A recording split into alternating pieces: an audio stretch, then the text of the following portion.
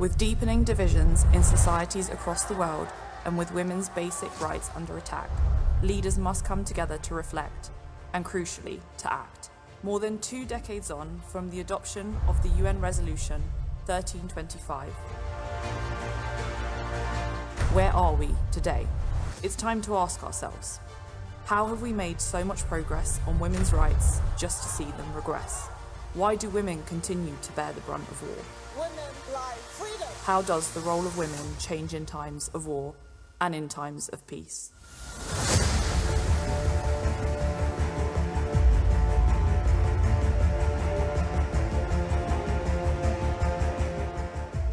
Why are we still underrepresented in decision-making roles related to peace and security? It's time to address. How do we empower the crucial role of women in negotiations and reconciliation? How will newer threats of climate change or rapid advancements in technology continue to impact women's rights? And perhaps most importantly, how do we ensure that the progress made is secured permanently? Bringing together leaders, policymakers, and experts under the theme Building Alliances for Sustainable Peace, welcome to this year's edition of the Women, Peace and Security Forum. Can you see the change?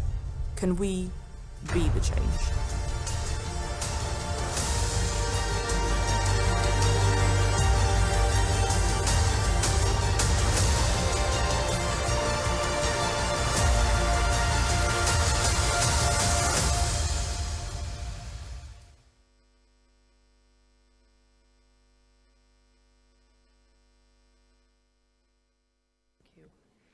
Hello, everyone, and welcome back from what I hope was a wonderful lunch.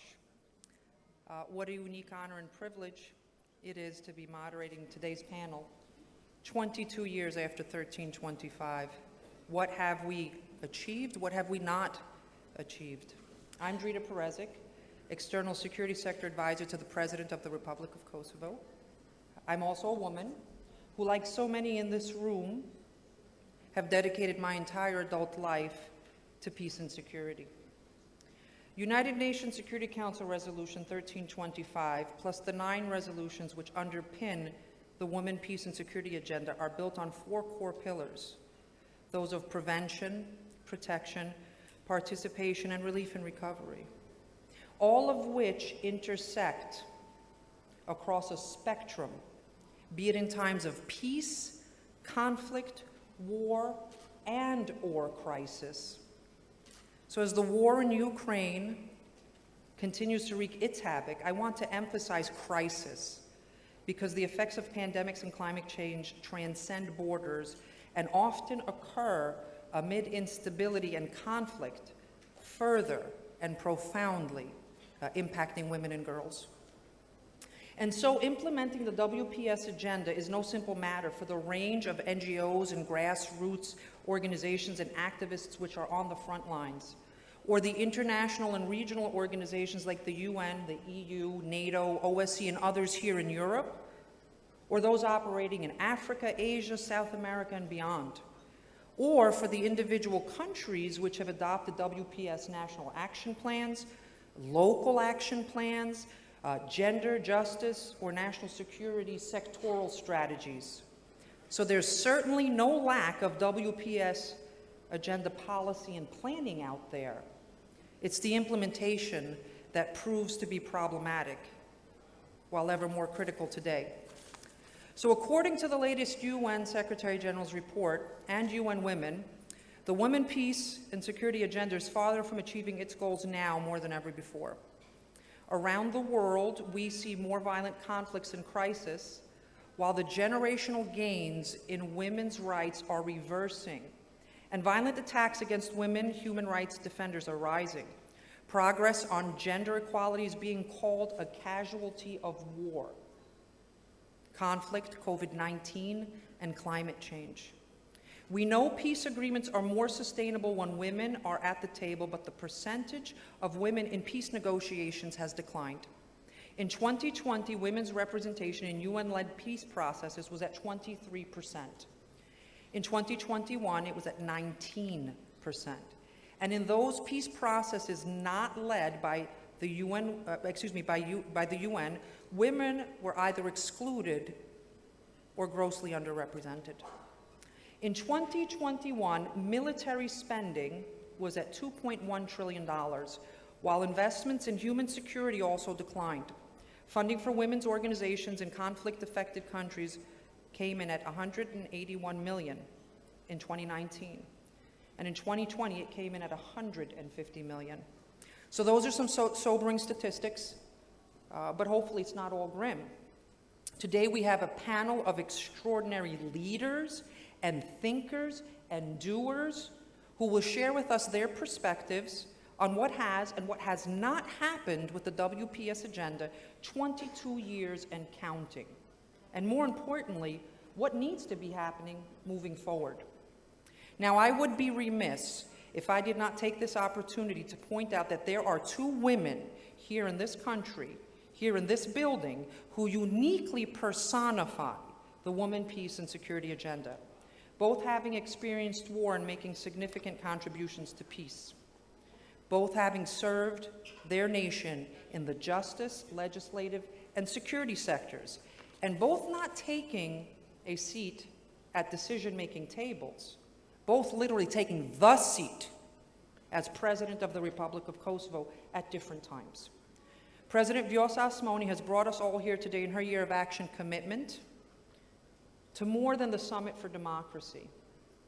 She brings us here as testament to her enduring commitment to women, peace, and security domestically and internationally. As a woman president, leading by example, inspiring women and girls across the nation and the world. So thank you to Madam President. And former President of Kosovo and panelist Atifeta Yayaga, who was Kosovo's first female and Europe's youngest National Police General Director, then going on to become Kosovo's first woman president and the youngest democratically elected head of state in the world. So with that said, let me introduce our panelists and special presenter today. Her Excellency Atifeta Yayaga, Director of the Yayaga Foundation, dedicated to empowering women and youth, bringing about social change in Kosovo.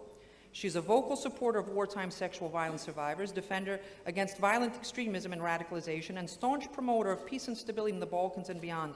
Madam President, Mirsevine.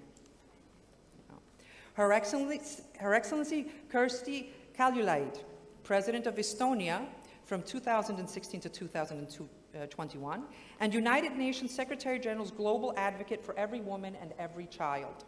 She's a vocal advocate of human rights, rule of law, freedom of speech, and democracy. She was also the first Estonian to be featured in Forbes magazine's World's 100 Most Powerful Women. Quote, "I am never silent when our security is in question, when our freedoms are at stake, or when those weaker than us are treated unjustly." This quote comes from her inauguration as president. Madam President, an honor and a privilege indeed. Anita Vandenbeld, Canadian Parliamentary Secretary to the Minister of International Development and an international expert on democracy and human rights. She's worked in over 20 countries, focused on inclusive governance and women's leadership, serving with the OSCE, UNDP, National Democratic Institute, Canadian Parliamentary Centre of Post-Conflict Development in the Balkans, and more. In 2008, she was awarded the Canadian Peacekeeping Service Medal in recognition of her work here in Kosovo. Welcome back to Kosovo, Ms. Vandenbeld. Joanne Bishop, Deputy Regional Director of UN Women Regional Office for Europe and Central Asia ad interim. She brings to this panel over 20 years of gender equality and human rights, international experience serving with the UN entities, the OSCE, a range of governmental and non-governmental institutions. She's worked the WPS agenda in human rights here in the Western Balkans, Kosovo in particular. And as her bio states, she is the proud mother of 2 feminist children. Welcome back, Joanne. Okay. And we have Greta Tkuta, right? Advisor to NATO Secretary General's Special Representative for Women, Peace and Security, having previously served as advisor to the Minister of Defense of Lithuania. She took the post of advisor in the Human Security Unit at NATO headquarters in Brussels in 2020. Greta may have to depart before our panel ends, so I just want everybody to know she may have to do that, okay? And then we have Alicia Herbert, OBE, Director of the Education, Gender and Equality Directorate at the Foreign Commonwealth Office. She's also the FCDO's Special Envoy for Gender Equality. She brings to us another 20 years of international development experience, to include previously serving as the head of DFID Mozambique, as well as extensive fieldwork in places like Sub-Saharan Africa and Asia, to include in fragile countries. Alicia, thank you for being here. Eric Nelson, Ambassador in Residence and Associate Director of the George C. Marshall European Center for Security Studies, a 30-year veteran of the U.S. Diplomatic Service, starting as a Peace Corps volunteer in Liberia. Among the many posts he has held, he's served as U.S. Ambassador to Bosnia and Herzegovina, Deputy Chief of Mission in Costa Rica, and Consul General in Munich. He's also done tours in Islamabad, Milan, Mexico City, Frankfurt, Santo Domingo, and Washington. Welcome, sir. Wolfgang Ischinger, President of the Foundation Council Munich Security Conference Foundation, German State Secretary from 1998 to 2001, Chief German Negotiator Bosnia, Kosovo, 1995-2001, EU Representative in Troika Talks on Kosovo, 2007, Chairman Munich Security Conference, 2008 to 2022. Mr. Ischinger's contributions to Kosovo and the Balkans are too many to note here. Ambassador Ischinger, Kosovo welcomes you, sir. So I'm going to introduce our special presenter, Ms. Iqbala Rogova, who has a formal title, but at her core is an activist feminist after our panelists take on the two core questions underpinning this panel. Each panelist will address the same question from their unique experiences and perspectives, and I'll ask each question separately. But again, it's the same question for everybody. And in the interest of time, we're going to try to keep it to 3 minutes. I'm hoping we can keep it to 3 minutes each, but you guys all have so many important things to say. So starting with Madam President, and again, for everyone, it's the same question. From your perspective, 22 years since United Nations Security Council Resolution 1325 came into being, what has the Women, Peace and Security Agenda not achieved? Well, good afternoon to everyone. Drita, thank you so much. It is really my pleasure to be with you this afternoon and to share this panel with such a distinguished panelists here. But before I begin, Drita, I would like to take a minute and thank President Vjosa Osmani for continuing with the practice that has already been established here in Kosovo to organize this kind of the forums to bring us together to talk and to discuss about the importance of the women participation into the societal and the public sphere which relates to the peace and the security. It is already known fact that the women of Kosovo for the decades in a row in a way has been shaping the debates around these topics, not only at the local level, but absolutely at the global level. And it is very crucial that we continue to do so. Similar to the struggles elsewhere, like around the countries around the world, as also for Kosovo, faces with the same struggle, and our struggle for the gender equality has been always long. It has always been integrated within our nation quest for the justice and for the freedom. The path, Drita, that we are walking together, it has been paved by many generations before us. We might not live to the day that we are going to see an end to it, at least not in our lifetime, but it is our moral obligation beyond everything, and we have to commit and recommit ourselves to the sustainable policies and just practices that will better our societies as a whole. So in one word, our progress should be at whole and should be irreversible. Which brings me to my second point of addressing your question today, where we are 22 years after the adoption of the resolution 1325. I think that all of us here, we agree that we have had a lot of progress, but absolutely we had a lot of the setbacks on these past 22 years. But that definitely 22 years after, we see more and more women which are getting education. We see more women which are entering into the workforce. We see absolutely much more women fighting for democracy, and absolutely much more of the women representing their constituencies. In real time, we have also witnessed, and we are seeing more and more women which are becoming real agents of change, that took on dictators, authoritarian leaders, populists, even the religious misogynist. And we are also witnessing and seeing more and more women which are standing up for their rights, and they are standing up for the right to choose over their personal rights, to choose, first of all, the rights for their bodies, like it's the issue of the pregnancy or the headscarves, or standing up for the rights for their political leaders, or to uphold some of their basic human rights issues, which is mentioned earlier, the issue of the rights for the education. We are also witnessing more and more that the women, sometimes at their great personal risk, they take on struggles that in a way have kept them under the wraps and under the struggle for the decades on the row. And we, whether that has been for the domestic violence or for the political protest, but we are more and more fighting structural discrimination. We have been fighting, and we are fighting the structural discrimination, which in a way are breaking our societies, which are in a way making our societies more unsafe, more unsecure, more unstable, and more unfair. So in one word, Rita, we are fighting the decisions which are made for women without the women. And we ourselves are these women. And these struggles has been as close to us and has been as essential for us, being women in Kosovo, being the women in the United States of America, being in Ukraine, Iran, or elsewhere. So we have felt connected because our fight as a women, it is our universal fight. And we have been fighting also for that right to choose, because the right of the choose is that right that makes a difference between being equal on paper or being equal on practice. Which brings to my last point of the answering your first question is from the Kosovo perspective.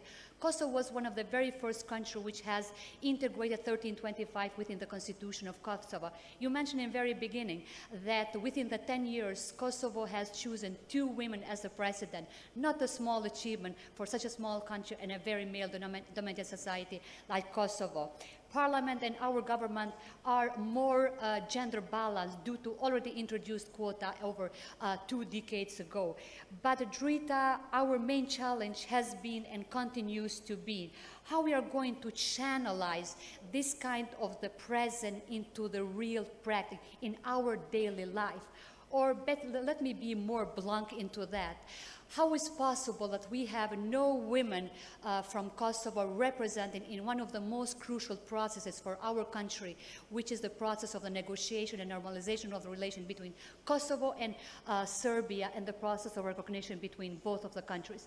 As we speak, Rita, we have no women taking part into this process, or no women participating into this negotiation table. At the same time, we have out there voices of around an estimated number of 20,000 women and men which have been raped during the wartime, where rape has been used as a tool of war, where this statistic, alongside with other statistics, should be a reminder that where we're actually heading on to that.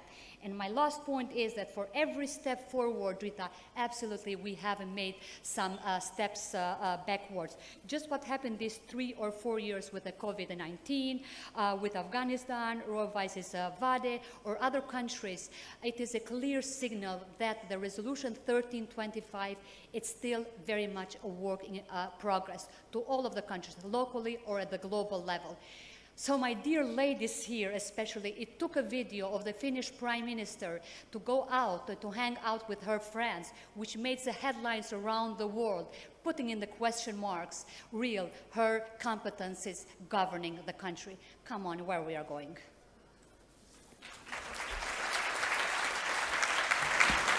Thank you, Madam President.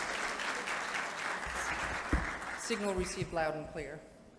And I turn the floor over to you, Madam President. Thank you, and thank you, Madam President. I subscribe every word which you said. From my viewpoint, none of the ceasefire agreements reached between 2018 and 20 included the prohibition of sexual violence. The percentage of peace agreements with gender provisions stands at 28%. The peak was 2015, 37%. In the beginning of this week in Berlin, a report was released about women, children, adolescents' health situation globally. The COVID area statistics is not even in, but we are going down the drain. No progress in no area. Problem? A young woman, when this report was presented, she came from Africa and she's very active in UN circles. But she said, you know, she's tired of this full, equal and meaningful participation talk, because it's talk. I mean, we had participation of women, then we felt we need to have equal participation of women. Now we say full, equal, meaningful participation of women. At the same time, during COVID pandemic, even in the best developed, richest economies, countries we all admire, women lost a certain amount of their girl power. Even there. Of course, there's a huge difference if you lose 10% of your girl power in Switzerland or Sweden compared to South Sudan or Ethiopia. But this is the root cause of the problem. This talk of equality is only skin deep. It's never gone deeper, despite us establishing new and new initiatives, new and new policies, etc. The solution actually, I felt also is full and equal and meaningful participation of women, but not the type we normally do, the type of this morning. I'm Estonian, and I'm often told, you understand better Ukrainians than Western Europeans. And I was sitting in this room and I had goosebumps and I felt humbled. I understand nothing. Kosovo women understand Ukrainian women. This is the bond, and we all have to learn from this. And actually take this message to our kindergartens, to our schools, also to the kindergartens and schools of those nations who have done these things in the countries, and make sure everybody knows why things have gone wrong, why we think they wouldn't go wrong anymore if we did, like Madeleine Albright has said, already cited here this morning. Societies with women participation are just more stable. My call is, indeed, to teach our own sons and little children everywhere in kindergartens. Girls don't play in pink kitchens and boys don't play in the blue corners of the cars. Then we don't have to do meaningful participation of women. We just act societies as a whole. Let's start again. We have failed quite a lot in the last decades, and COVID exposed why we have failed. Girl power is lost everywhere as soon as something more important comes into the mind of important decision makers. Only women in important roles can change that. But women have to come to those roles naturally, not through this kind of active, involvement. Thank you very much. Thank you very much. Thank you. Anita? Thank you very much. Merci beaucoup. Faleminderit shumë. It is just wonderful to be back in Kosovo. I was here with OSCE as an advisor to the Assembly in 2007 and 2008. So I was here when this country was newborn. And 15 years later, being back and seeing the incredible, thriving country that it is just incredibly special to me. So I just wanted to start by saying that, and particularly the fact that I'm coming back representing a government that has been actively working in all multilateral forums to try to make sure that we get recognition of Kosovo. So thank you so much for having me, and I'm very, very pleased, and I thank President Osmani for the invitation. And one of the reasons it's so special to be here is that we are seeing a country that was on the receiving end of aid, on the receiving end of the military intervention, and now is giving back and even taking a leadership role. The fact that President Osmani is hosting this forum today, but also the incredible strength of the support for Ukraine that Kosovo has provided. We want to thank Kosovo for that, because we know that when we talk about rape as a weapon of war, or when we talk about conflict, when we talk about women, right now there are women being raped in Ukraine as a weapon of war. And none of us can talk about progress when something like that is still happening in 2022. So I want to thank the women of Kosovo for that. I was in Bosnia when Security Council Resolution 1325 was enacted. So for a young 20-something Canadian woman, this wasn't just theoretical, because I was there working with the most powerful, strong survivors that I could have imagined. And to know that none of the women I was working with were at the Dayton peace table, that was something that was very profound for me. And the people who are most impacted are the ones that have to be there. We know that in the last 30 years, only 4% of signatories on any of the major peace agreements were women. And this is something that has to change. The idea that a group of men can get together in a fancy hotel room and divide the spoils of war and call it a peace agreement, those days are over. And I think that with Security Council Resolution 1325 and all the resolutions that came afterward, that particular aspect of it, the unacceptability of having a peace agreement that doesn't include women, I think has become ingrained.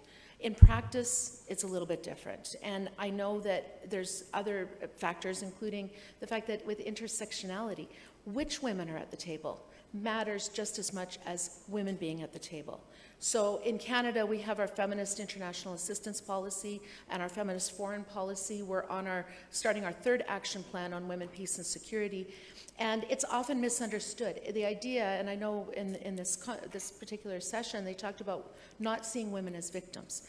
The fact is, women, the feminist international policy isn't about women as beneficiaries. It's about women being included in the design, in the implementation, of actually being part of the process of everything, not just things that involve women. And so that's one of the things that we're very proud in Canada of putting forward. But even with us, when it comes to the women actually in uniform, women in peacekeeping, even in Canada, we only have 16% women in our Canadian Armed Forces, less that go on operations. And that's why we have the ELSI initiative, which is an initiative that is trying to get more women as peacekeepers, more women in uniform. We do know, of course, that there's been a backlash. And I think when we started this, we thought it would be a trajectory, that it was slow, but it would continue moving forward. The very concept is now being challenged, and I think that's why it is so important that we have these kinds of networking opportunities, and I look forward to hearing more as the 2 days of this conference continue. Thank you. Thank you, Anita. Impressive. Joanne?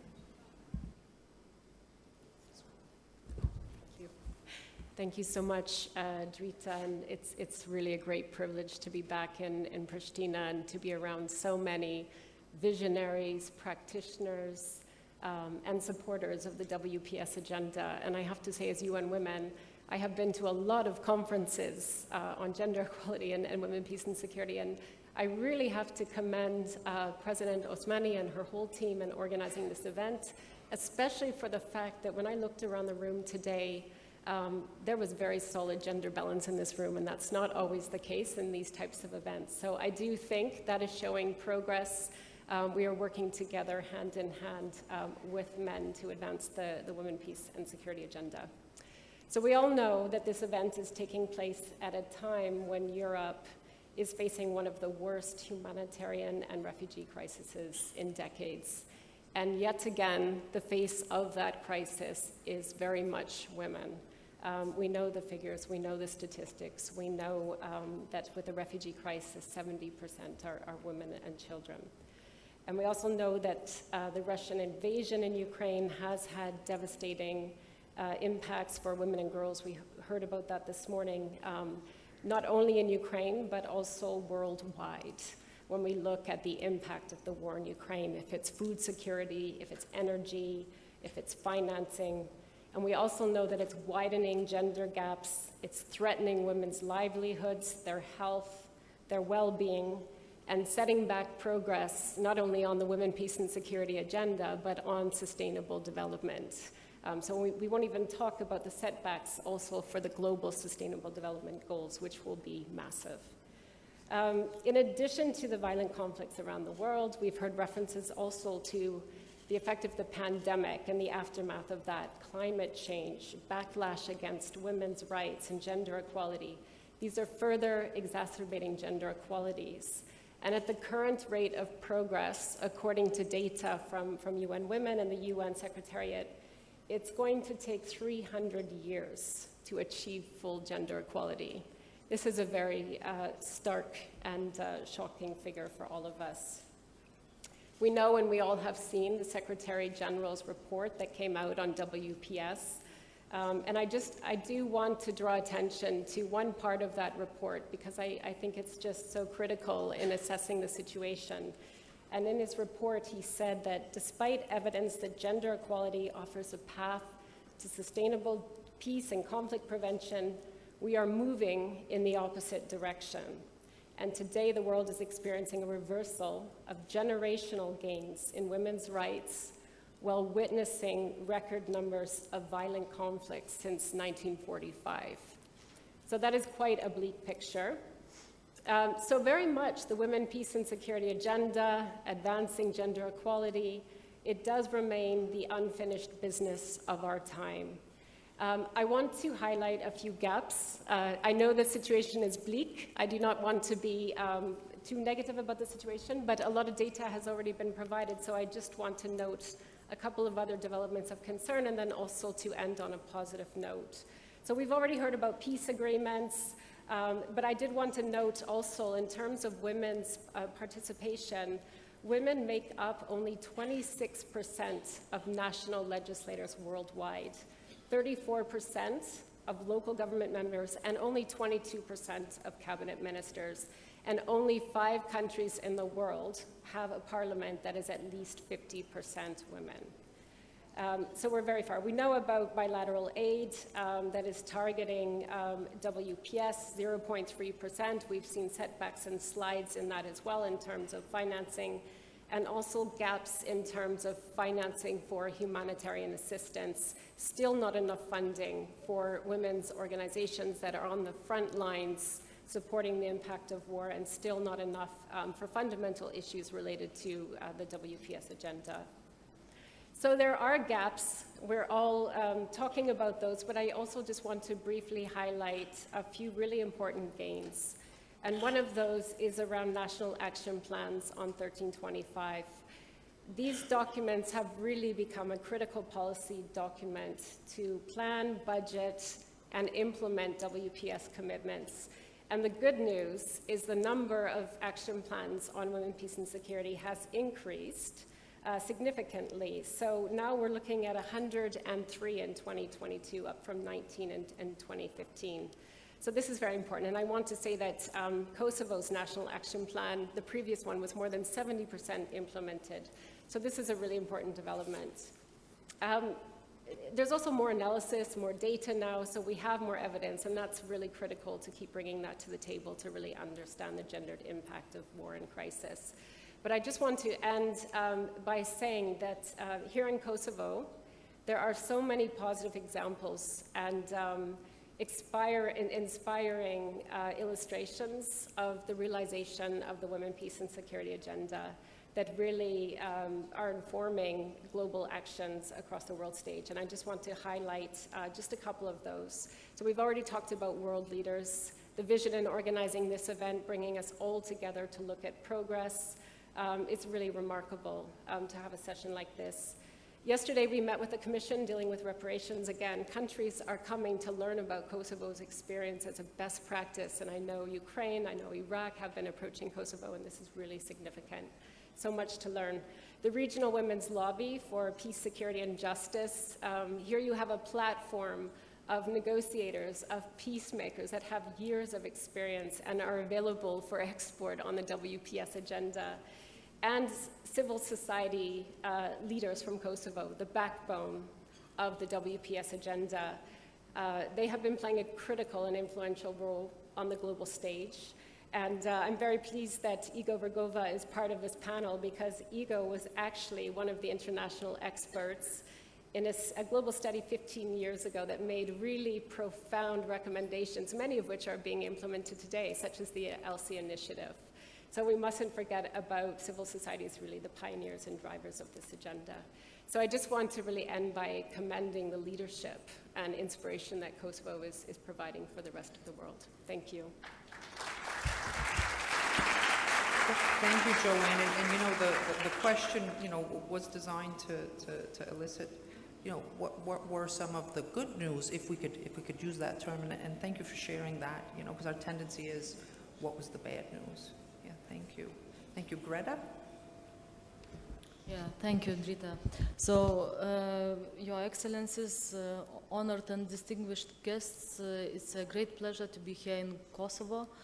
It's the first time for me, and I'm really happy to be in this wonderful, thriving, and really looking very nice, very welcoming country. And thank you for having me here. So, as I'm coming from NATO, I will present here the NATO perspective. What is happening with NATO? What kind of situation we have in our place? So, NATO has adopted WPS agenda in 2007, and since then we have achieved quite a lot.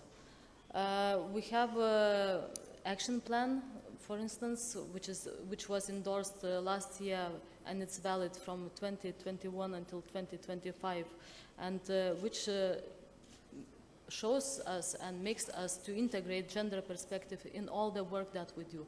So it allows us also to have such a instrument as a task force where all the divisions are meeting and where we are sharing our work, and we are looking at how better integrate WPS agenda in all the areas that NATO is involved. We have gender advisors everywhere where we have operations and missions. Even here in KFOR, we have gender advisors who are doing a great job and helping us to understand the context and how to work with the gender questions. We have many things done related, for instance, to the more strategic level, such as strategic concept that was adopted this year, and it shows that gender dimension and human security dimension is included in all the core tasks of NATO that NATO is doing. So this shows that for NATO, even on the highest level, the gender dimension is very important. We have new security challenges that are being tackled in new NATO strategic concept, and we see the nexuses of gender dimension, climate change, and human security indicated in the strategic concept. So NATO has done a lot of things. For instance, also in numbers, it's reflected as well. When it was 20 years ago, we had only 6% of women serving in armed forces. Now the number is doubled. We have about 30% of senior management females in NATO in senior positions, and over 40% in the middle management, and about 47% in support staff of females working in NATO. But then let's talk about the gaps. Why only over 30% of senior management are females? So why only about 40% in the middle management? Does it mean that women, they are not capable to achieve more? Is it something like, I mean, they are participating in competitions as well. They are showing their qualities and qualifications. They have equal skills, but sometimes, sometimes could be some double standards or some perceptions applied. So there are some more work to be done, and this work needs to be done not only because the policies are here and not only because it's nice to have, but also because it's useful for all the alliance to have women serving in armed forces, for instance, women being involved into the questions of building resilience, for instance, women being involved in the questions of climate change, because only in this way, when we have the whole picture, because women, they make more than 50% of the population.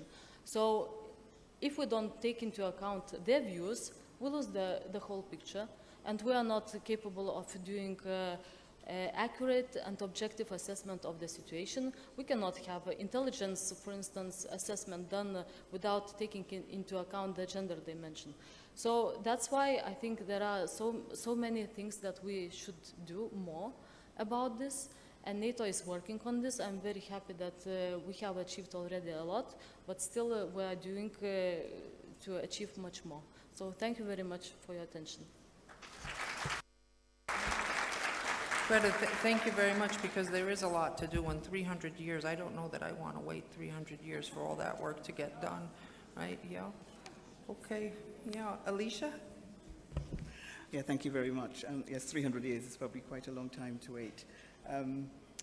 Huge thanks. Thank you very much to Rita, and it's an absolute pleasure to be here. This is my very first time in Kosovo, and been very, very welcome. You know, excellent day yesterday, and very much feeling very privileged to be part of this panel. But before I get into your two questions, I just wanted to go back to something that you said in the very beginning of this session, which was about reminding us of the context within which 1325 is being implemented. A context in which we've got transnational threats like climate change and disease, geopolitical contestation, all of which have had negative impacts on women. And as well, we're living in a world right now in a context within which this is being implemented, where there are concerted efforts to roll back the rights of women and girls. So that frames the implementation of 1325. So those headwinds are quite strong, and we need to be acutely aware of them when thinking about how we approach this and how we move forward. Indeed, 1325 itself, I think we all hear talking about the participation or lack of participation of women in peace processes because of 1325. So in a sense, it probably sounds pretty basic, but the spotlight of the international community has been shining on this particular issue, means that here we are at this forum, in this place, talking about this particular issue. I think as well, there are particular topics which in the past have been taboo, like conflict-related sexual violence, which are now increasingly coming into the international space, international arena, and indeed in national processes in Colombia, and indeed here in Kosovo. At the end of November, the UK will be hosting a conference on conflict-related sexual violence, on PSVI. And again, what we hope to do there is to create a space, create a platform to share those experiences, and indeed to have a focus on survivors. So I think that's, in a sense, with 1325 in the last few years, we've had particular topics, and I'm just highlighting one of them in terms of conflict-related sexual violence, coming from a dark space and hopefully coming into the light, and then moving on to justice for survivors. Like other countries, We also, in the UK, we've got a national action plan, and we intend to launch a new one early next year. Looking around for other positives over the course of the last few years, we can see increasing use of digital tools, which have the potential to democratize the process, to bring women and marginalized groups into the processes as well. But of course, at the same time, we know that protection is actually required, because as one of the panelists this morning was talking about her particular experience, her personal experience of online abuse or technology facilitated and GBV, which occurs in so many parts. So we still have a huge amount of work to do. Many have highlighted Ukraine. We can look at Tigray, and there are many other parts of the world as well where we still have a huge amount to do. And on that, just very quickly to talk about maybe where we still need to focus and put more efforts and energy. The stats are very clear. We still don't have adequate participation of women in peace processes. I don't need to repeat the statistics. Everyone on this panel has already done that. And indeed, many of the assumptions as to why women are not included still persist. There aren't enough skilled negotiators. Well, we know that's not true. There are.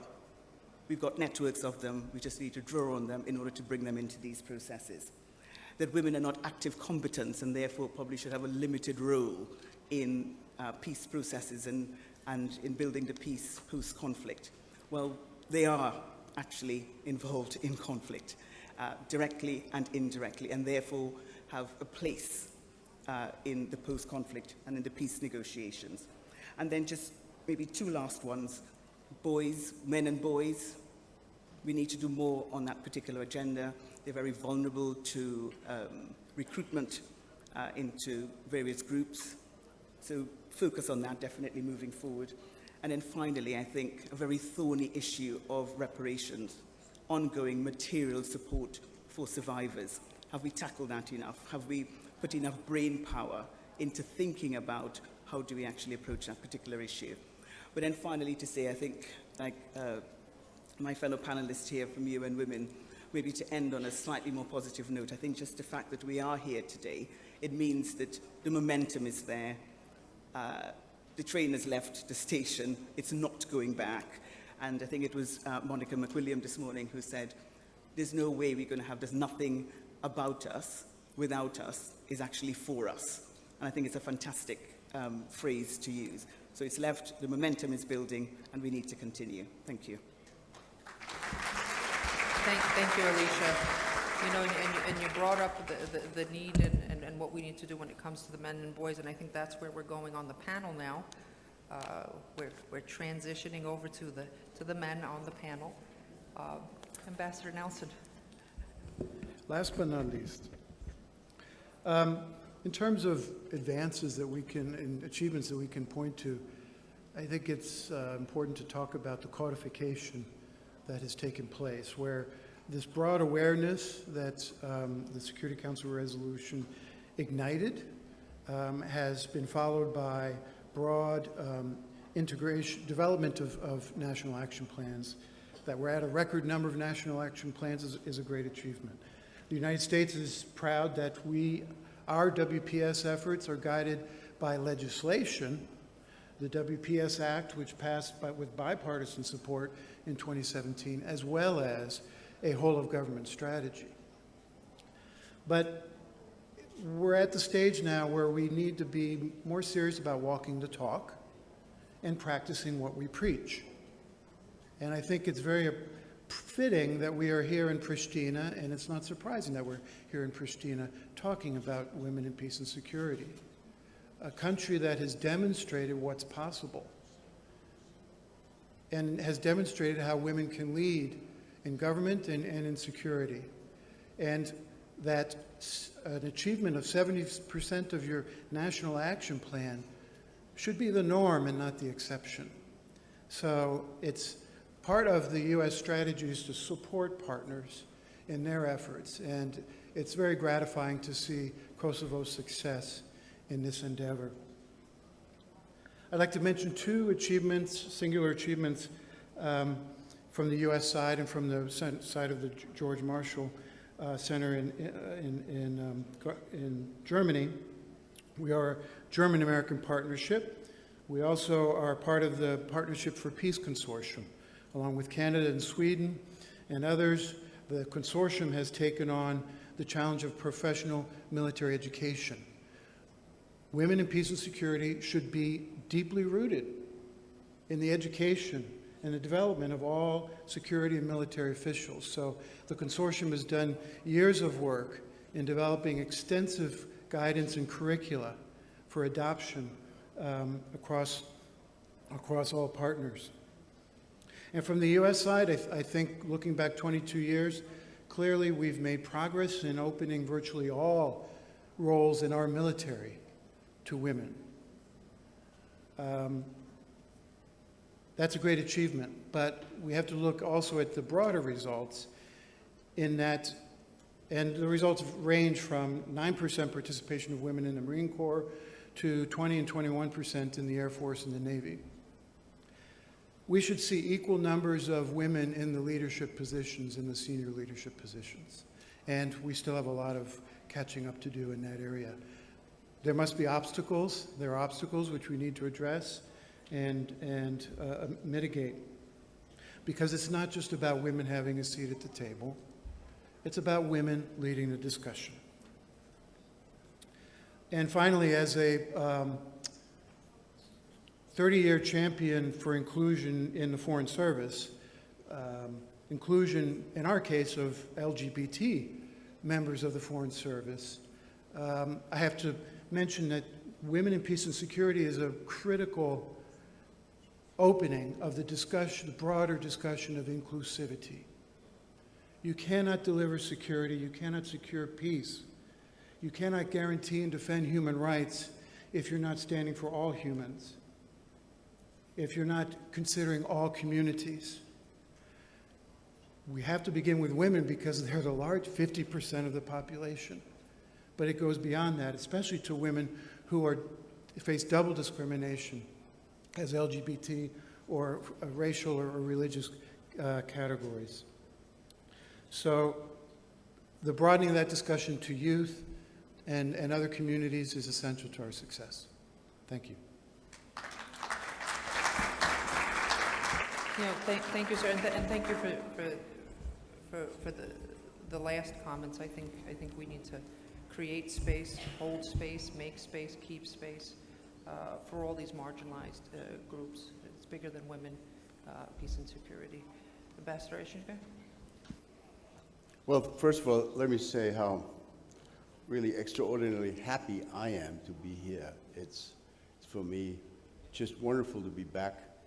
I belong to those who've been here many times. I think I must have come here at least 100 times over the last 25 years. And the change I see is fantastic. So I come down when your question is the glass half full or is it half empty or what? I would agree with those who have expressed some skepticism that the glass is certainly not full, that the ideals pursued by this Security Council resolution more than 20 years ago have certainly not been fully realized, implemented, but the vision has been recognized not only here but the world over as an important one, and I think that we have actually come a long way. And I want to just make 3 brief remarks about leadership, about experience, and about one of the elements of this resolution, which is prevention. So on leadership, when I arrived here a couple of hours ago, in the hallway, I ran into Edita Tahiri. When I first, who has been a longtime friend of mine, when I first came to Kosovo in the 1990s, the people I used to meet after I had seen Ibrahim Rugova at the time, the people were always only men. Edita was the one woman who was there, who was present there already. So I'm not sure she's in the room. There she is, Edita. So I just want to honor you. A couple of years earlier, I happened to have this really important, challenging assignment to be the chief negotiator for the German government in Dayton, Ohio. And among the delegations represented in Dayton, there was exactly one woman leader. That happened to be Pauline Neville-Jones from the UK Foreign Office. Exactly one among more than a dozen delegations. So, you know, that's where I come from. And I think we've come a long, long way. This country, Kosovo, as has been said, and I don't want to be repetitive, has already demonstrated that such a small country can have 2 female presidents in a row. And of course, my friend Kersti Kaljulaid represents a country where she's been president, and the current prime minister happens to be also a really extraordinary, impressive woman who plays a role far beyond the small size of her country. So women have started to lead in ways that I couldn't have imagined in those days, 20, 25 years ago. Even in my own country, as you all know, we had a chancellor who ran the country for 16 years. We have not had a female president, but we now have, for the very first time in German history, a female foreign minister. That's also, I think, a step in the right direction, is it not? So much about leaders, about experience. I just want to make a point which I think came up already.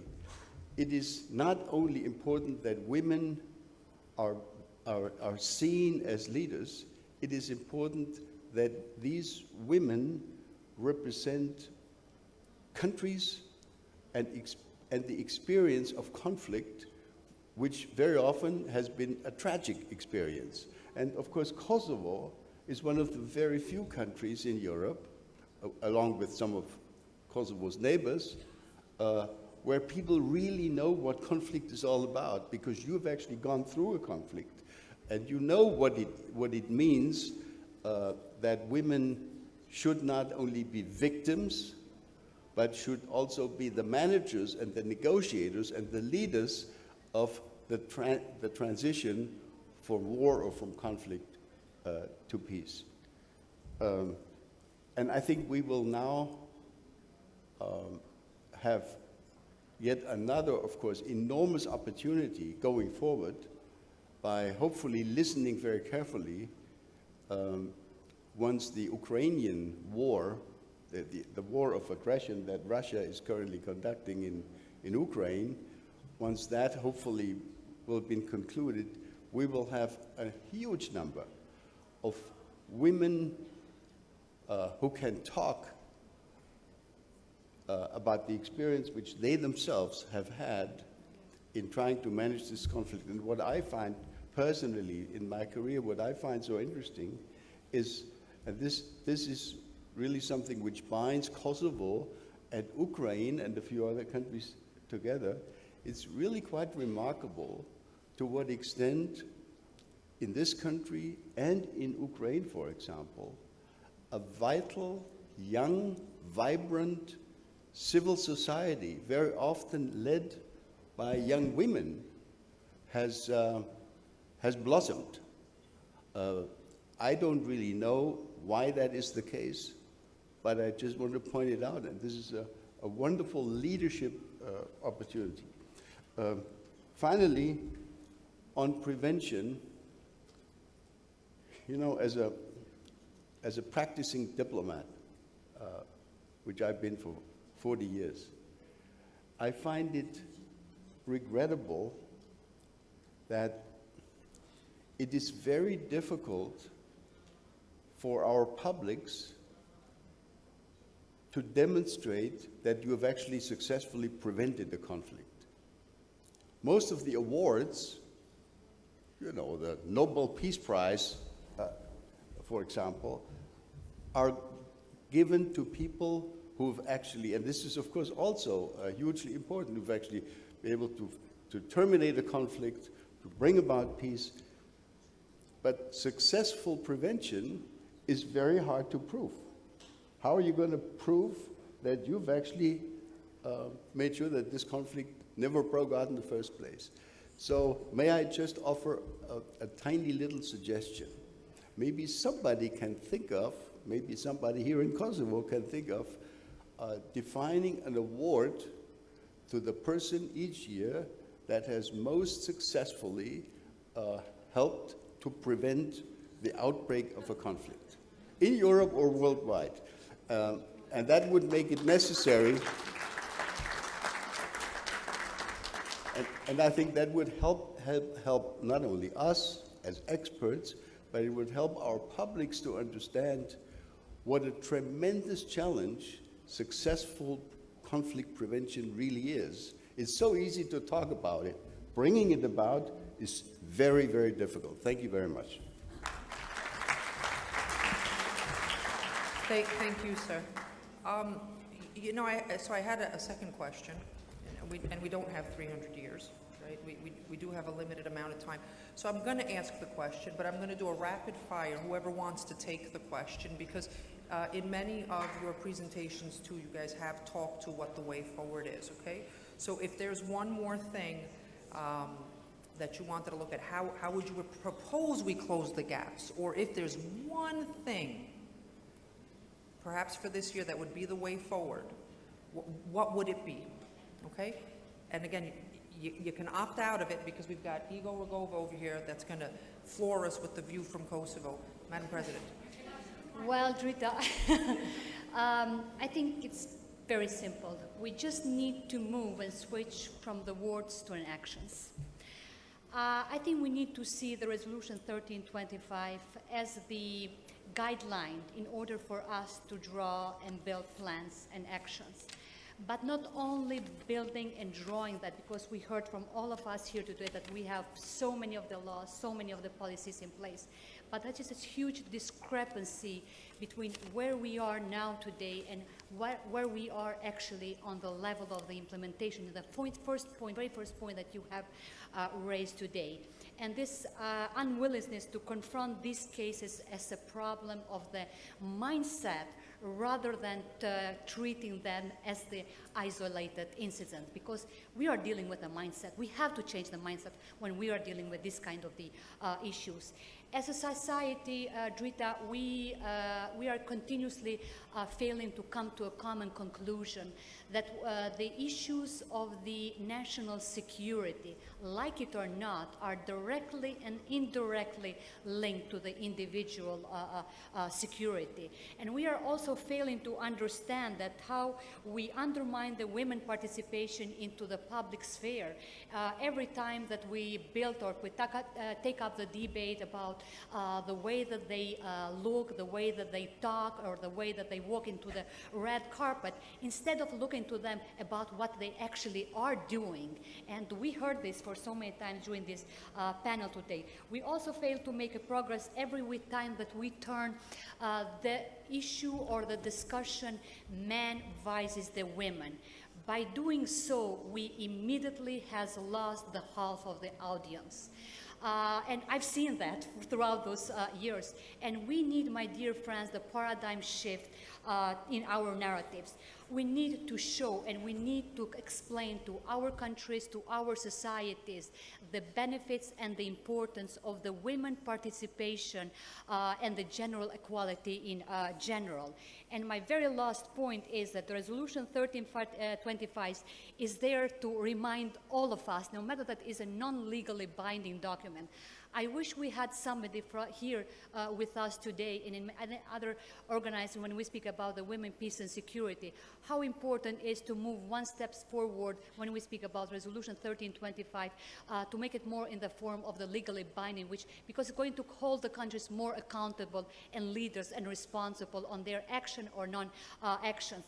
But that is a global consensus on the women representation.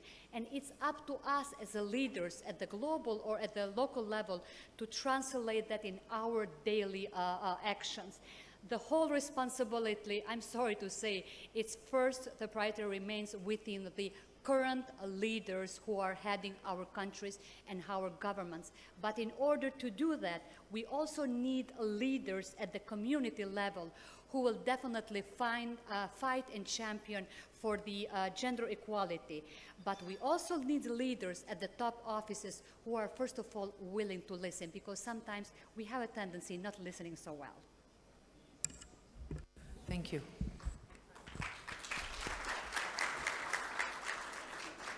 Things were going in the right direction when globally freedoms were on the rise. So what we need to do is very simple. We now know that freedoms are in decline. Less people live totally free nowadays than they did a few years ago. So I think there is a correlation. So if we promote freedoms in general, we promote also women in politics elsewhere. Finally, yes, there are more female leaders, but almost nobody is elected on feminist agenda. Sometimes it's vice versa. Thank you. Thank you. So, I think the number one thing, we need to work together. We need to stop making the same mistakes. So learning from one another. So every time, if a woman is speaking in her own country, she has one voice. But if women around the world are speaking together, like for instance what we're doing today on Ukraine, that is much more powerful. So internationally, we have to be supporting each other, learning from each other's lessons instead of all of us starting from here. We can build on one another's experiences and knowledge, and networking is so important. This conference is so important for that.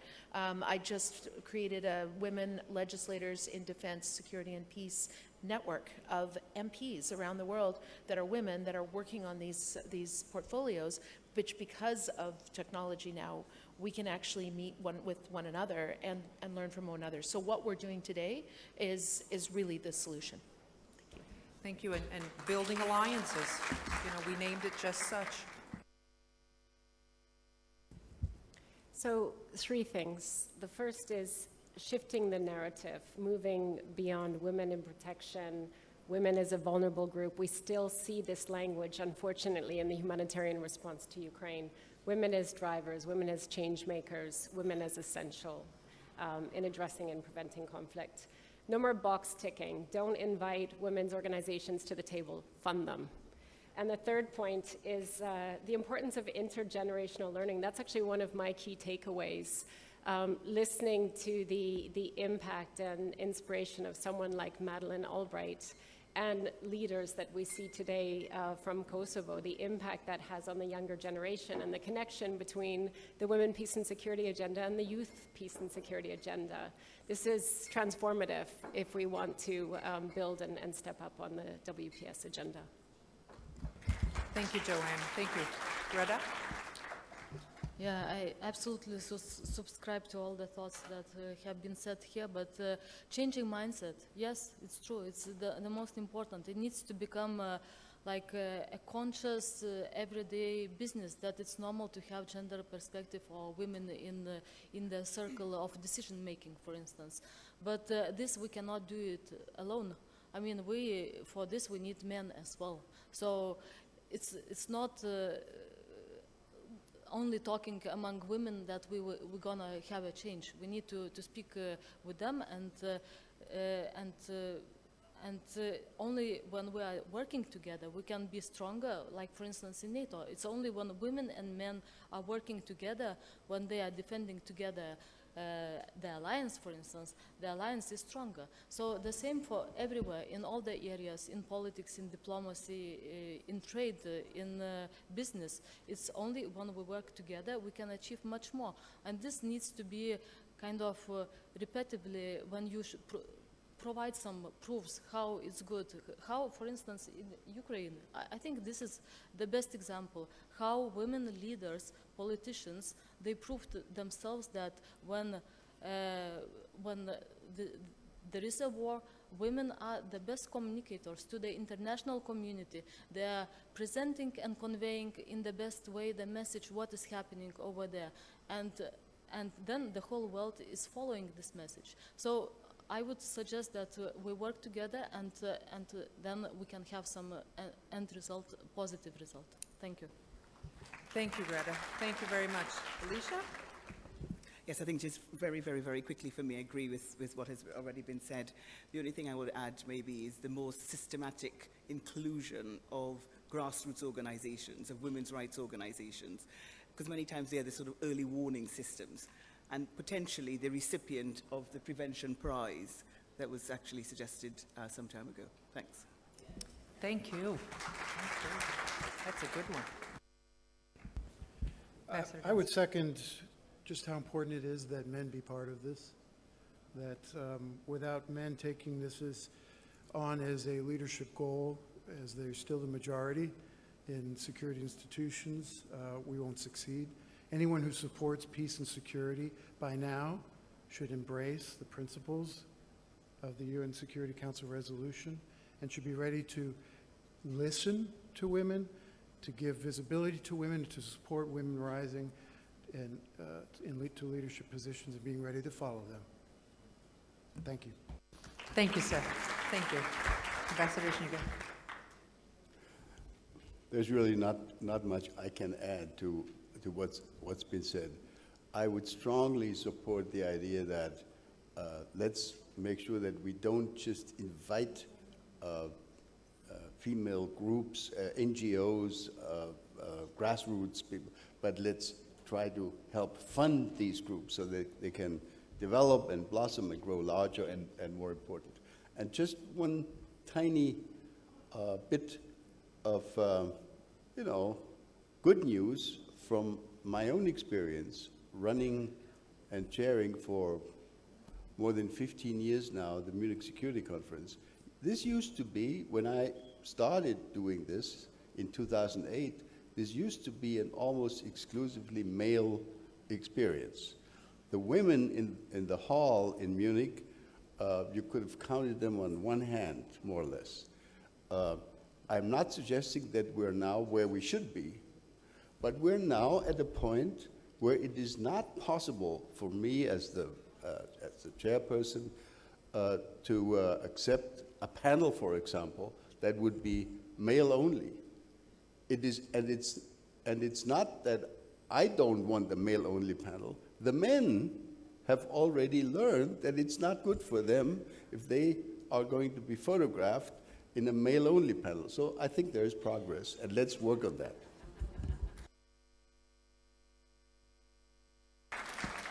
Thank you. Thank you, everyone. I wish we had more time, and no pun intended with the 300 years, but I really do wish we had more time, but unfortunately we had to make up for time. And what I want to do now is I want to introduce Ms. Iqbala Rogova, who is the co-founder and executive director of the Kosovo Women's Network, which supports, protects, promotes women's rights and interests throughout Kosovo and encompasses 190 organizations representing all ethnicities. But like I said in the beginning, at her core, she is an activist feminist. Ego, as we know her, is an award-winning, internationally renowned women's rights activist with over 30 years' experience in the field. In 1989, she founded Kosovo's first women's organization, Motra Qiriazi. She's called the engine behind the Women's Peace Coalition and the Regional Women's Lobby for Peace, Security and Justice in Southeast Europe, which brings together women political and civil society leaders to advocate for regional peace and justice. She has served on the high-level advisory group for the UN Global Study on Resolution 1325 and the NATO Advisory Panel on Women, Peace and Security. So she's going to be presenting the view from Kosovo in her very unique way, based off of the most recent If you stop talking. Stop talking. I'm done. Love you, Drita. Ladies and gentlemen, I beg you to have a bit more patience. I know you're tired. But it's time for women's rights activists to speak. So we don't do speeches like politicians. Don't misunderstand me. Don't misunderstand me. We share stories. We share stories because we are on the ground every day of our life. And President Osmani and President Yahya Agash spoke a lot about how we have changes in Kosovo today. And I'm going to speak about how we came to be today, the situation different, how we paved the way. Because, ladies and gentlemen, it is important to know that in the 90s, in time of occupation from Milosevic, we women, from civil society, from politics, we organized. We have had then and still today are active women who are strong and brave in politics and women who are strong and brave in civil society. We worked with men. We pushed things together. We never said, okay, this is for men, this is for women, a job. Women were doing most incredible things that in that time, men didn't dare to do because police was after men. And women managed to do many things to bring out many materials of discrimination and later of genocide happening in Kosovo. Women organized peaceful protests, 2 of them in 1 year, that brought the voices of Kosovo out in the world of what was happening. We carried the bread, not a gun, a bread, to show that there is a region in Kosovo totally occupied and they don't even have food to eat. But women also carried guns to protect their homes when rape started happening, when atrocities started happening, when genocide started happening. Women took guns as well and fought. And you know what? After the war, I was so excited United Nations going to administer in Kosovo. I thought, wow, from day one, we will have support for our voices. They will listen to us from day one. I wish I didn't get excited. They totally pushed us because many of them came with prejudice. We are in Islamic country, and here women are not leaders. And we were like, okay, thank God we had Resolution 1325 adopted in that time, 2000. So we used it immediately. We used it to say to UNMIC then, and to say to many other actors involved that we have the right to be involved in any conversation that has to do with future of Kosovo. Anything. And I do this with stories. I have one story. I have many stories, but one, because Rita said 7 minutes max. United Security Council delegation came in Kosovo 2001 for the first time. Guess what? For 3 days meeting, they didn't put in agenda to meet with women. I'm not saying women in society, but women, both politics and from NGOs. We tried to use 1325 and say, you have to meet with us. UNMIC was saying, we made the agenda, there is no time. I said, well, make time. And they made time. They had to, because we pushed. We used resolution 1325. We said, you make time. You sign the resolution. And you know what time they met with us? 9:30 p.m. Some of the women said, Igor, isn't that embarrassing? I said, no, because we fought for this. Let's go. We met the UN Security Council delegation, and they said, okay, tell us what about violence against women. I mean, we just came out of the war. We're still helping many survivors of rape. Tell us about violence, meaning domestic violence, they meant. And we said, no, we want to talk about the future of Kosovo. Oh, we talked about that with political parties, they said. I said, well, we have the right to talk because we have the resolution 1325 that gives us the right to speak about the future of Kosovo. And they said, oh yeah, let's talk then about 1325. And we said, yeah, let's talk. How many women you have in your delegation? How many do you think? Out of 12 people, how many women? How many? One, bravo, Flora. One woman. Anyway, the head of delegation, he looked at the time and said, I'm sorry, I have to go to another meeting. He was so embarrassed. This is one story, but many stories you will have later. Please join us to present this book later. There are many stories in this book. Many stories. How women worked and how women were involved every step on building this country. But also how women pushed to be involved in that time, negotiation. Negotiation started, no women. Under Mr. Atesari leadership, we pushed again, using resolution, no women. But before that, we organized.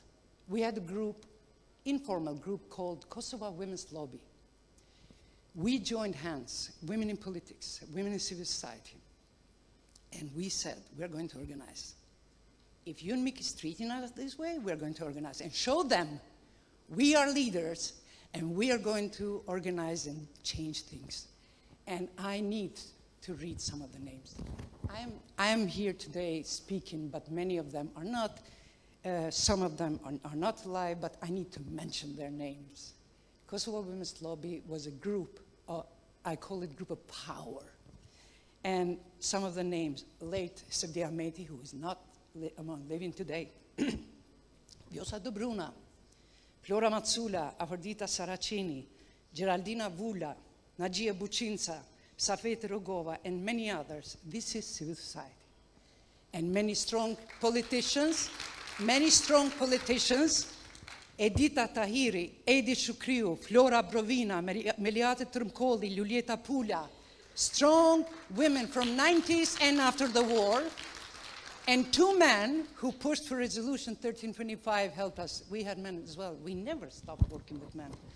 And I want to mention their name in this conference, Behar Selimi and Besim Kaitazi, amazing man who pushed Resolution 1325 into institution and into Kosovo police, because Behar Selimi was in that time also head police. Well, not head, but quite good title, 2 minutes.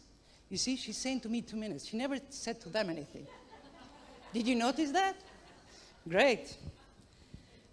Okay, this story I tell, and I'm finished, Rita. And then yes, a deal. Don't you love her? Drita is amazing because she came from Montenegro, born, lives in America now or in Germany? Yeah.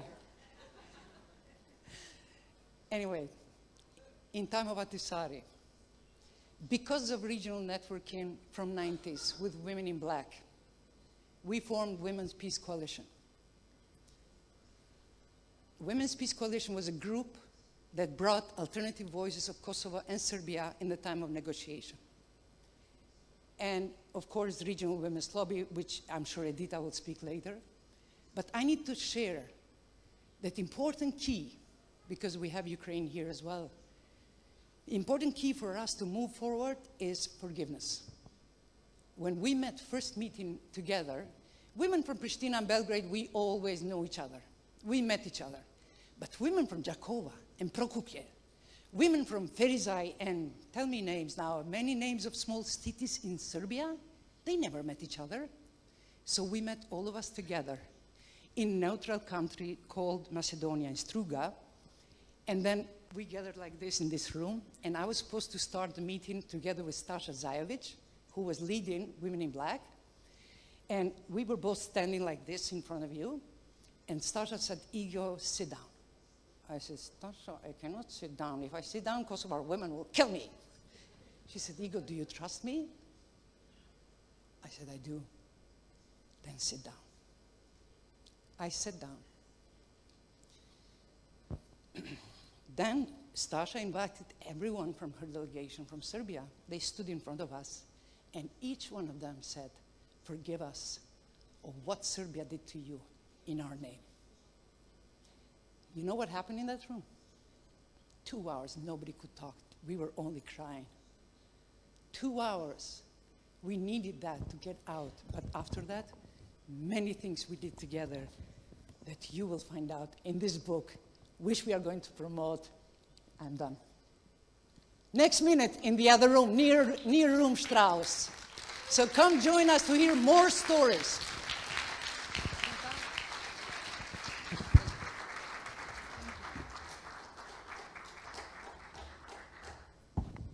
Ego, thank you, and thank you everyone for an extraordinary panel in extraordinary times. Thank you.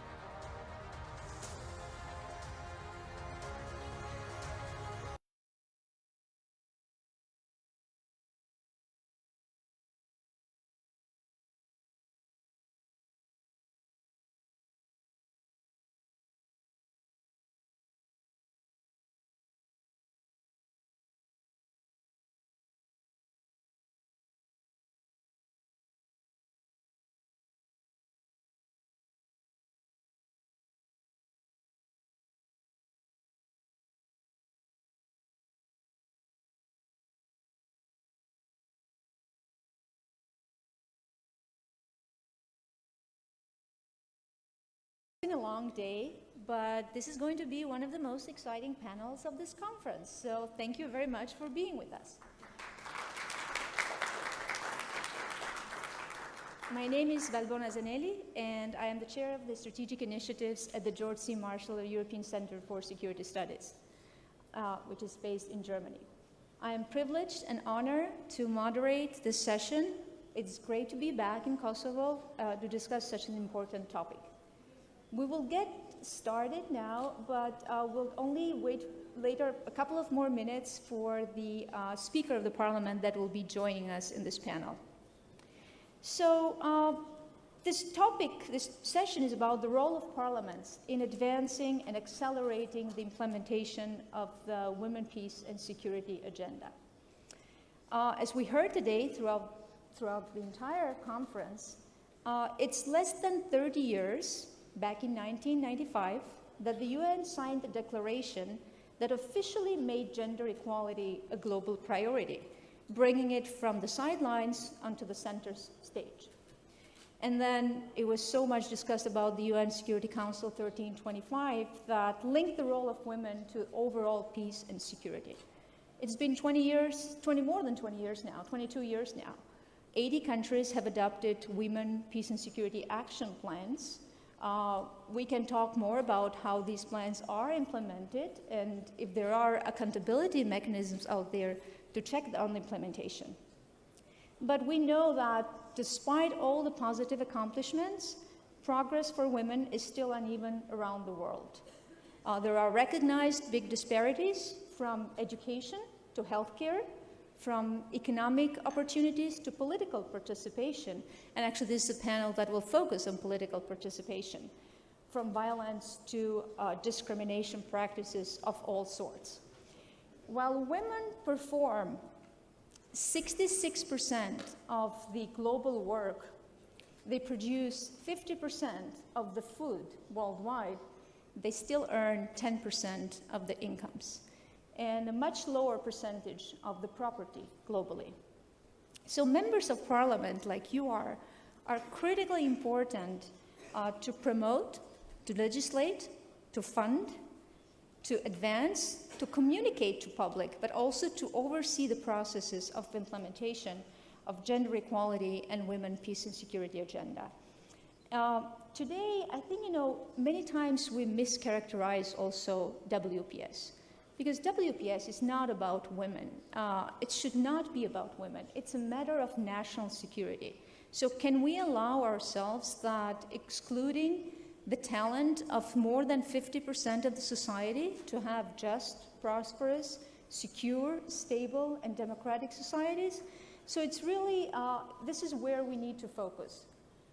As the Speaker of the Parliament that has the keynote speakers arriving, maybe I will start with introducing our distinguished panelists. So we have Viola von Kramon. She's a member of the European Parliament. Everybody knows her in Kosovo and in the Balkans, so thank you very much for what you have done for the region. Grida Duma, member of the Parliament of Albania.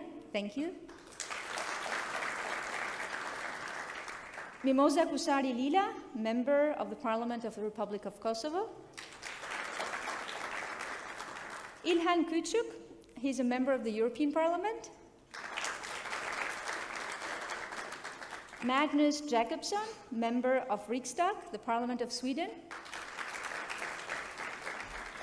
Dr. Draginja Vuksanovic-Stankovic, member of the Parliament of Montenegro. Yevgenia Kranchuk, member of the Rada, Parliament of Ukraine. And His Excellency, Mr. Glauk Kovnitsa, the Speaker of the Parliament of the Republic of Kosovo.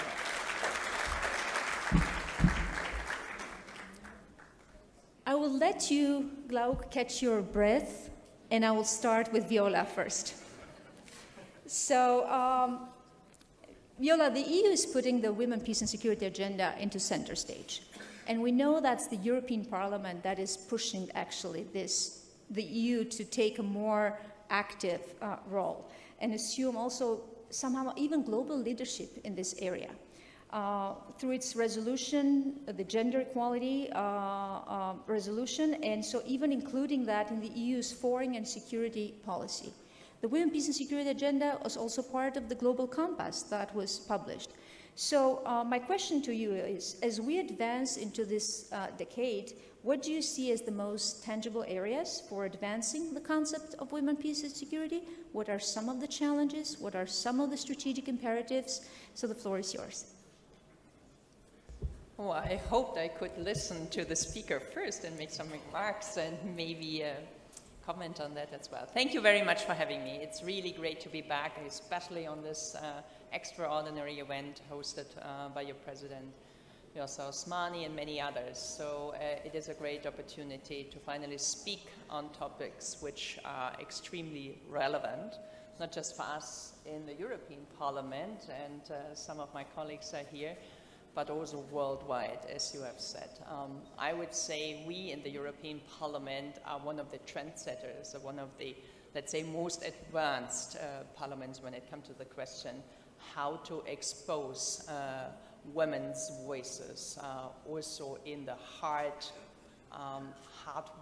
of politics, not just on, say, social issues and others, but also in terms of military security, foreign policy, and so on.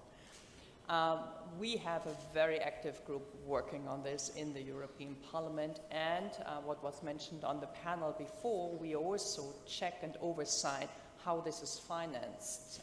So we try to make sure that not just our External Action Service is properly financed when it comes to gender equality and when it comes to projects where women should have a prominent voice, but also that we really go through all the budget topics and sectors and make sure we have a gender equality, we have a gender-based household, which is one of the, I would say, core issues you should look at. I mean, dealing in this, dealing in the Western Balkan with peace and security, you know much better how much it is important to include, for example, voices like Iqbala Rugova and many others into this process. And talking about, for example, the dialogue process in this country, it is still not up to the level where we wish, for example, that females and female participants would be included into this. So we really scan and have this oversight, let's say, task in the Parliament. We go through different missions. We make sure that at the moment right now where we speak about the Ukrainian or the Russian war in Ukraine, that the women delegation who approach us in the European Parliament are not just heard, but their recommendations are being taken more than seriously, are really taken into account. And Yevgenia is here, and she's not here for the first time to speak to us, but those female delegation coming almost on a weekly basis, and they play really a crucial role when it comes to advocacy for Ukraine. And in that respect, it is important to understand, for them, it is not about peace at the moment, it is for them about liberating their territory. So especially for us in the West, it is extremely important to see what the, let's say, demand and requests of women in the war are. I had, for example, a delegation from Kharkiv, from the east of Ukraine, in Strasbourg in the Parliament last week. They were giving us some insights of the situation of the liberated territory. These awful stories every woman here in Kosovo know much better.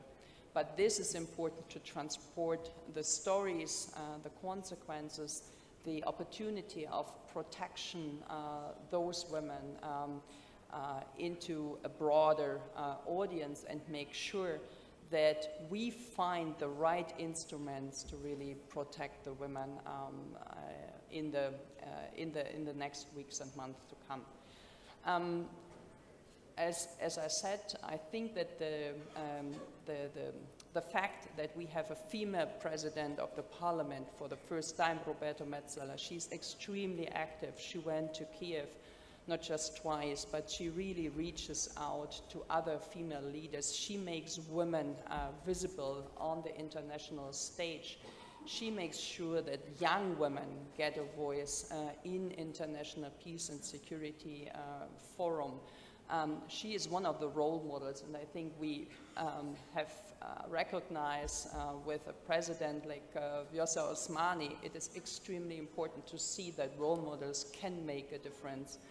And I think this is also true, and this is important to see for the European Parliament. So I could go ahead, but I would rather like to listen to our keynote speaker first and maybe come back with Well, thank you very much. And you are the rapporteur for Kosovo too, so that's very important that you as a champion have a 360 degrees perspective also, being a woman, on really what matters, what's important, and why the EU integration process is really a main driver for progress throughout all areas, including gender security. I would then now like to give the floor to Mr. Kovnitsa. We discussed all day that research is showing, not just suggesting, but there is proof out there that increasing women's political, economic, social participation can lead to a richer, more prosperous, more peaceful, more stable world. Kosovo, if you look back, has made many, incredible positive steps in this direction. In your opinion, what have been the most important lessons learned, and where do you think the future is going to take us?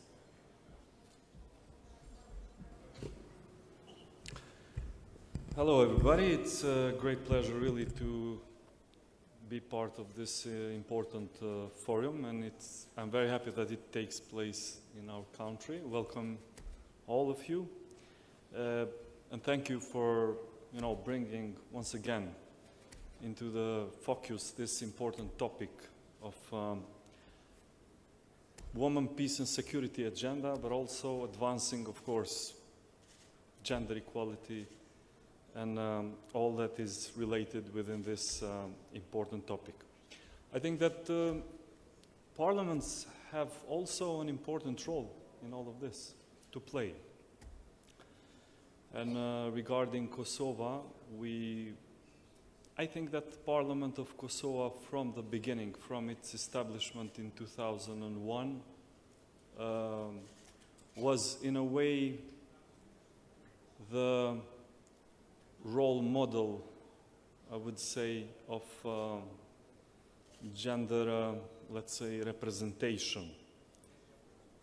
But at the same time, what we lack in our society is a kind of and what we need is a kind of we don't see a trickle-down effect, let's say, of this highest representative institutions pushing it forward and also implementing this agenda. For instance, in our parliament, out of 120 MPs, we have 42 women MPs, which is a very good number. Of course, we want to reach half and even exceed beyond that, but it's very good because our quota is 30% according to our constitution, so we went beyond that. It means that, so then you understand that how necessary it was, because at the beginning, I remember back then, 20 years ago, there were many, debates whether this is necessary or not, but you can see 20 years after that once you implemented some measures that initially could look very superficial, but by the time it becomes something as a part of culture, of behavior, and something substantial, which is very important to mention this, I think. But let's say this is far from the average what we see in our societies. The more down you go to representational institutions such as municipalities and in other levels, then you see a huge discrepancy with this level of representation in the parliament. That's why I said in the beginning that what we lack is a kind of and we don't see this, unfortunately. So we have a lot of work to do in front of us to see a kind of a trickle-down effect, which comes from the parliament and to the, municipal assemblies and to the local bodies of representation of public policies and in every part of our society. So I would say that the Parliament of Kosovo is is a kind of a model which does not represent the average, let's say, of the gender situation, gender representation situation in our society and in our country.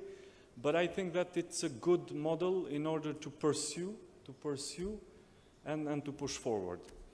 Of course, we have also in our parliament, and we just adopted new rules of procedures last month. It was very important because there you have also this, which was formalized in a way, this group of women MPs. This is a very strong group. It always, let's say, functioned within Parliament of Kosovo, but this time we just formalized it, so it's a legal body within the Parliament of Kosovo, and they are, women MPs are very active in order just to raise their voice and in order to contribute, joining all together in order to raise also consciousness and awareness of this important issues in our society. Well, thank you very much. A very important concept. I think that we should even look deeper in this trickling down effect. How do you push that throughout, across the entire society? You discussed quotas. We could have another panel on quotas and decide if we agree or disagree, because at the end of the day, quotas could be discriminatory because it's 50% of the population that's women, so maybe we should go 50-50. I'm joking here, but this is really important. So I'd like to go to Grida. So recent year, according to the Interparliamentary Union, women's global parliamentary representation is at 25% now. Speakers of parliament are roughly 20%. Heads of state, less than 6%.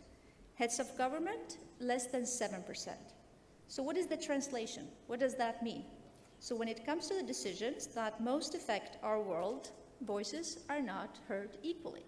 There are still a lot of stereotypes, archetypes also, I would say, and women, even with the necessary education, training, experience, face too many ceilings. So my question for you, Grida, is as an advocate that you have been for gender equality and women and peace and security as a parliamentarian, can you share with us your experiences, some of the challenges that you have seen, and some of the strategic imperatives to improve the situation going forward?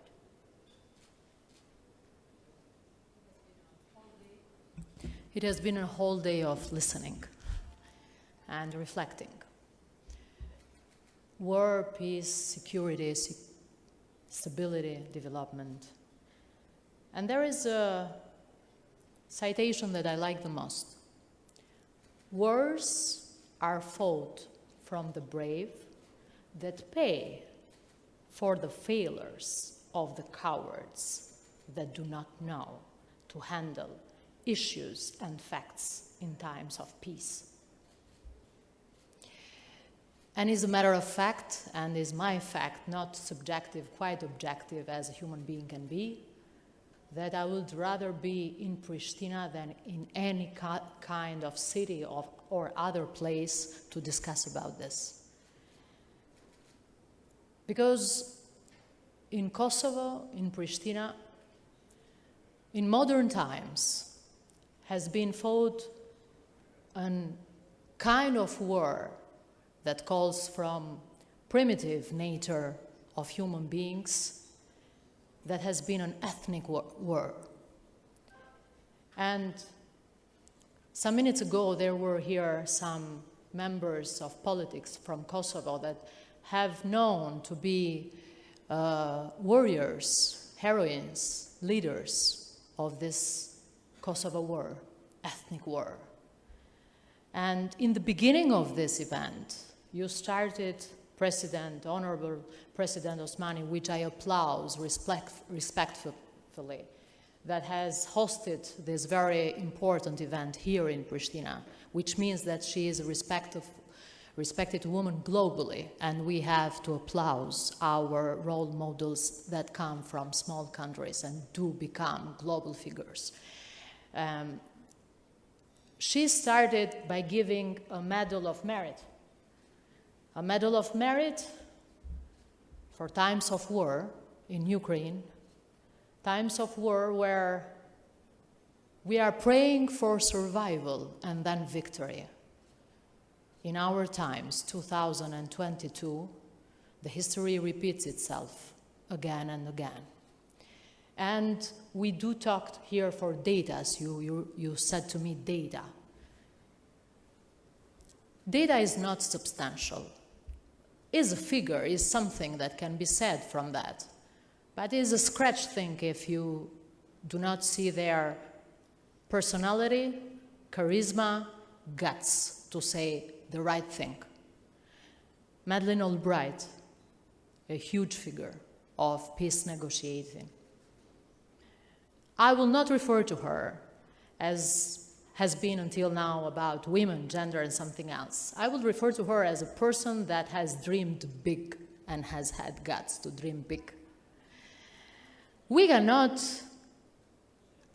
be here and applaud that we are giving medals of merit for survival. We cannot be here and say that we achieved a victory because we survived. And I know that even in your parliament there are MPs, ladies, that have survived by massacres in their families. And I know that this is a huge thing. And the greatest thing is not only to survive and being alive, is to be still a human being after massacres in your family. What does this mean, to dream big? It is a small momentum in the life of Albright that she was giving the card residence to an immigrant, being a US citizenship member at that moment. The immigrant said, "Can you believe it? The Secretary of State gave me my card." And she whispered and said, "Can you believe it? I am a Secretary of State and I was an immigrant." Dreaming big and having the guts to dare. If you take the figures, friends and colleagues, you will see that Rwanda has more than 60% of women participation in politics. Probably US has a figure of 27%. This doesn't mean at all that there is more democracy in Rwanda than in US. And I am very concerned of the issues that we do refer to plans, agendas, strategies on numbers, on quotas, and that's all. No, I have to say that we have to build the system that I have heard here previously in the panels, to build the system that creates opportunities for MPs, women, or women in politics that are substantially political activists and substantially have the guts to dare. This is not an easy job.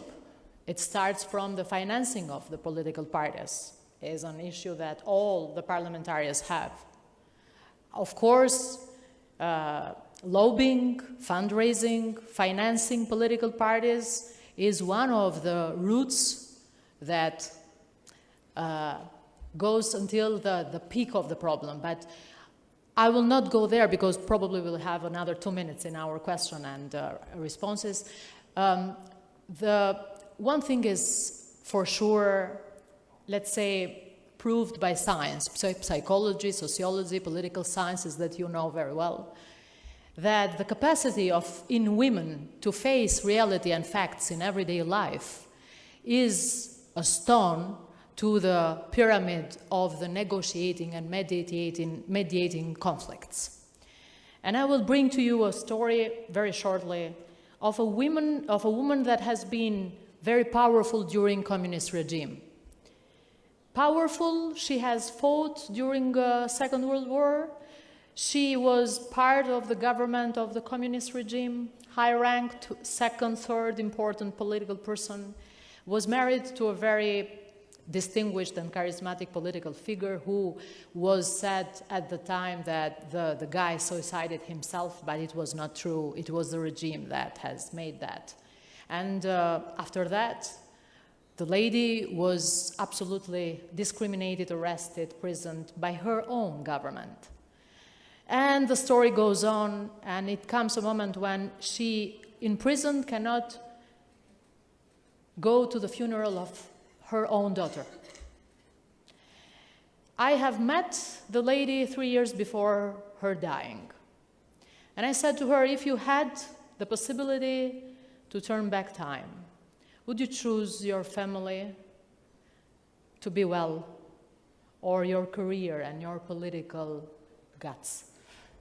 She said to me, you know what? Sometimes we are blessed that we can choose, sometimes we are not blessed that we can choose. If I can change the time, probably the answer to my life will not be the same. I will probably not prefer my fate. But one thing is for sure true to me. The whole days, black and white, peaks and underground days of my life, I have been in balance with my own self. Being balanced with your own self means having personality in politics. Having personality in politics means having the guts to change things. She has been a person who fought for the freedom of Albania, and she, from the government of her country, freed by her, was arrested for a war of class. But nevertheless, she says, I was in balance with my inner self, and I have done everything I could every day. This kind of women we need in politics, that has suffered from absurdities or from war or from ethnic wars or class war, everything you might imagine in our daily conflicts, but that have the guts to say, I approve my fate, I know that I have done my best, and I will continue to do myself. This kind of women do not enter only by quotas. This kind of women enter for Edita Tahiri, there were no need for quotas, and some other women. But what is for sure important is that strong as they are, they know to build strong capacities of other women, but we have to build not only on subjective volunteer that many moments is doubtful in politics, not everyone does this, but systems that start from scratch of financing political parties to the qualitative representation of women to have better gender data, equality issues resolved in a real way. Thank you. Well, thank you. So what I take from you and the conversation today is that we need strong women not only during war times, but we need strong women during peace times too. And we need women in politics that are stakeholders and not placeholders. And here we go back to the quotas argument. I'd like to turn to Yevgenia. You gave a brilliant speech today, received a very well-deserved award from President Osmani. I think the brave Ukrainian people, men and women, have given the entire world a lesson what it means to fight for freedom, democracy, and independence. And it's women across Ukraine, like yourself, that go from politicians to diplomats, to civil society experts, to beauty queens, to housewives, to artists, that have taken up the arms to defend the country, but also have taken up the microphones to communicate with the world worldwide what's going on there. And so we know that Ukrainian women have gained a strong voice in the last 10 years, since 2014, with the start of the conflict. We know there are many courageous women in the Rada, like yourself, that have contributed through new legislation, like the recent one that was passed, I think, in January 2022, regarding the territorial defense forces. Inclusion of women. I know, I've followed that. There was a lot of, pushback at the beginning regarding that legislation from people. So how your role in all sectors of society, how are these developments also changing the mentality? I want to hear your own experience from as a politician, as a member of parliament. So, thank you. First of all, thank you for all of those who stayed at this late panel and listening to us. It really means a lot. And, probably when I was elected in 2019 as a fresh politician, it's my first term, for 100% for my party. I'm coming from President Zelensky party. All 100% of politicians, members of parliament of this party, are newborn, as there is in this famous monument in Kosovo. So did I know in 2019, joining the parliament, that in 2022 I would have to be advocating from my people on different tribunals, different parliaments, and actually my first trip out of Ukraine after the full-scale invasion and aggression of Russia, we started our journey, all-women delegation, on 8th of March, the Women's Day. And the first destination point was in European Parliament. And we held a press conference together, and we met with all of the political groups. It was just women delegation, and for the first, I would say, 3 months, our parliamentary diplomacy phase was only women, because men were not leaving the boundaries of the country. And I think it actually made our speeches stronger, because we could deliver not just, I would say, the speeches that are written on paper, but our personal stories. And, as you know already, my daughter stayed in Ukraine for 8 months since the full-scale invasion. My husband, he's head of police department. I saw some of the police officers today.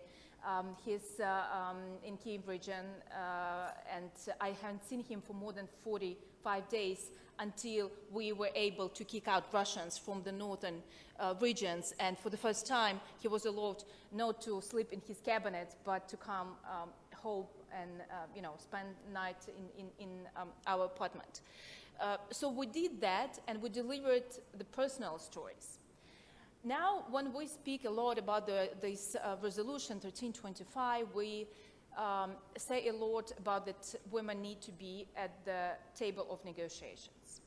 And right now, in Ukraine, women are at the table of negotiations, but our negotiation process is liberating our land. Our negotiation team wear our army uniform. Right now, 5,000 of women are in the front line fighting in Ukrainian army. Some of them joined also territorial defense that you mentioned at the beginning. We have 40,000 of women that have the military positions in the army. And overall, in the whole Ministry of Defense, in the whole this unit, we have 22% of women. Of course, not all of them drive tank or, they are snipers. Of course, they're also paramedics, they are cooks. They do the accounting in the ministry, for example. But all of them do something to bring the victory closer. And also, I think that for politicians, for every politician, it doesn't matter it's a woman or a man, we need to be fair and to speak out very straightforward. We are discussing the United Nations resolution, but are we sure that United Nations right now is doing the best it can do as international organization that were made to prevent the conflicts? Look at Security Council. Security Council, the body that was created not to happen, to let the wars happen. It's blocked by Russia, which is country and aggressor. And when I hear about two sides, conflict between two countries, I say no. It's war of aggression of one country against another. Because only in Ukraine you see the raped woman. Only in Ukraine you see the mass graves. On every liberating territory we go into, we see another Bucha. If we have not stopped Russian army from entering Kyiv, they would do the same what they did in Bucha, in Irpin, in Kyiv. So the only way to stop the atrocities, to stop of women struggling, men struggling, children struggling, is to kick out the aggressor and to punish. And I'm sure that true peace and security cannot come without justice. And that's why we're saying that having the ad hoc tribunal for the crime of aggression, which is the mother crime, it all started. That's why it's important for all of these women, men, and children that suffered from aggressor to understand that those, not just those who pushed the gun or rape were punished in International Criminal Court, for example, but those who gave orders, those who are on top and planned this crime of aggression with so many people being killed, being tortured, and so on and so forth. And about the National Action Plan, we're probably one of the countries which are changing our National Action Plan in the middle of the war. Two things that right now are being changed and being developed. First thing, of course, it's the assistance to the survivors of sexual violence. And we already established 4 centers for survivors.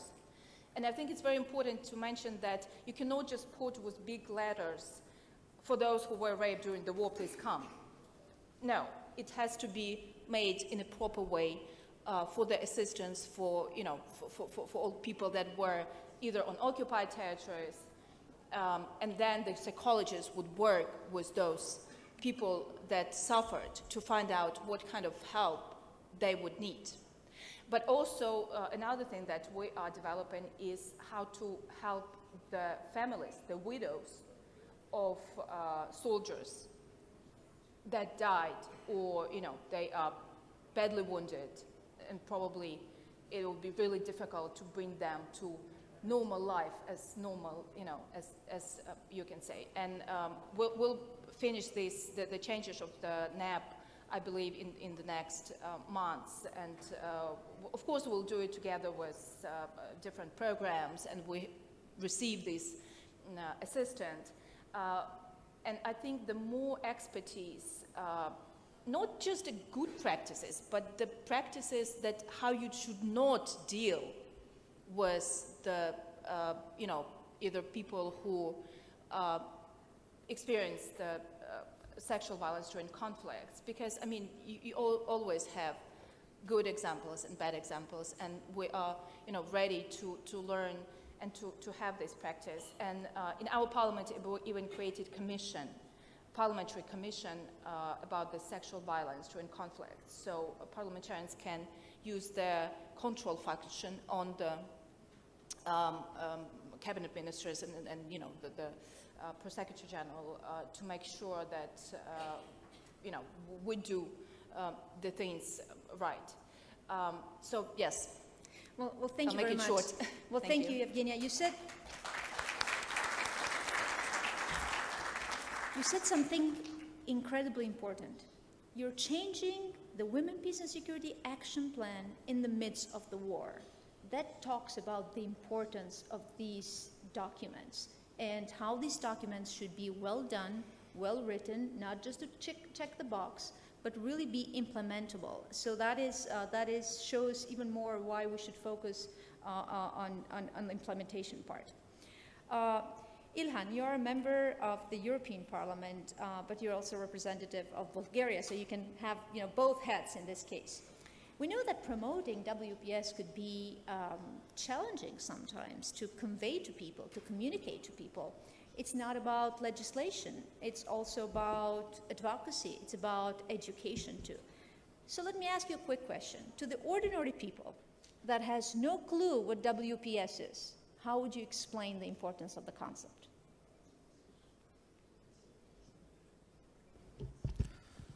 Thank you, Valbona. Thank you for having me. It's a great opportunity, and I see a great similarity between our support and solidarity with the people of Ukraine, and particularly this topic. And the similarity is that we cannot stop feeling the importance of the topic. We cannot get tired of supporting both Ukraine, but also pushing the agenda of peace, security, and the role of women. I do agree. The most difficult part of the job of the politician is to get through the message, or to get a support for any political message. And I think if we can speak simple to the voters, to the citizens, we have greater chance to get better acceptance. The topic is broad, but I want to focus on 2 or 3 particular issues. I had many women in my class, and after that in university, and I saw back then so much potential in those girls, in being active part of the society, being politicians, being business ladies, working for the well-being of the society. But if I go back and try to remember, and if I see their, if I try to remind myself what is their role today in the Bulgarian society, particularly, or do they have any political influence today in my country, I don't see them.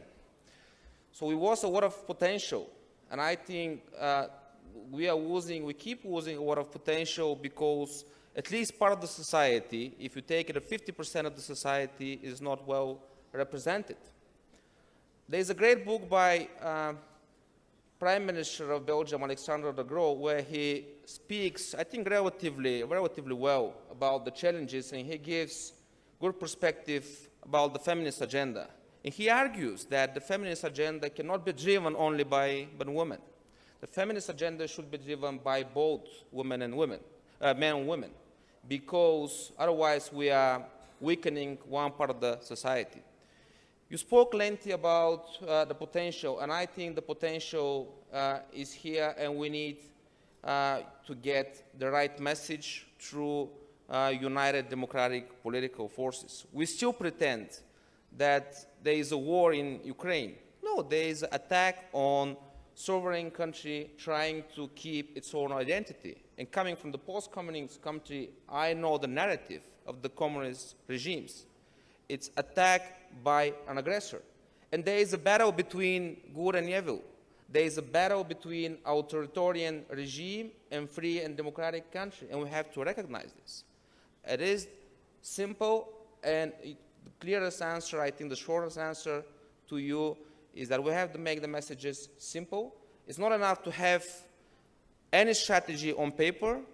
It's more important that we implement it. We have mechanisms to check the ability of the politicians to implement the strategy in the right way. So get it right. Well, thank you very much. Well said. And it's so important to include men in this conversation as allies for gender equality and women, peace and security.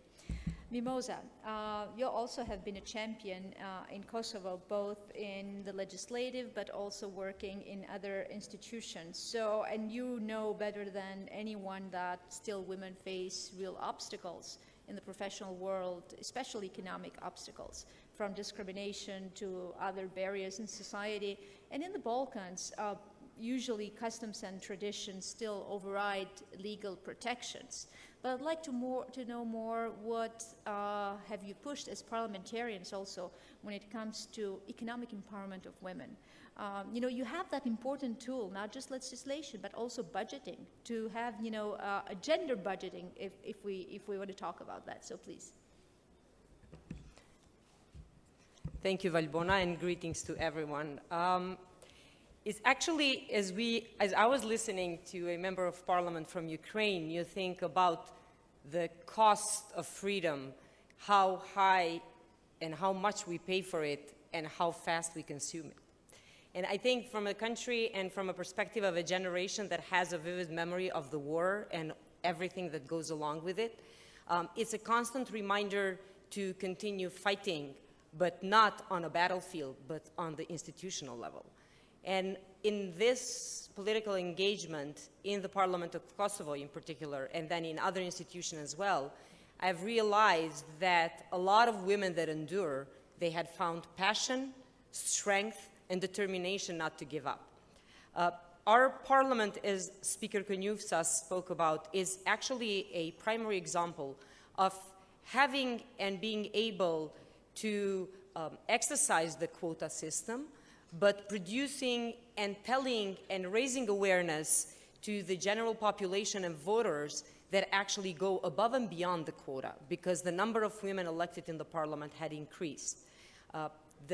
The parliamentary group that I represent, Vedvendosi, had all the women that were elected without a quota, and I think this is a great achievement.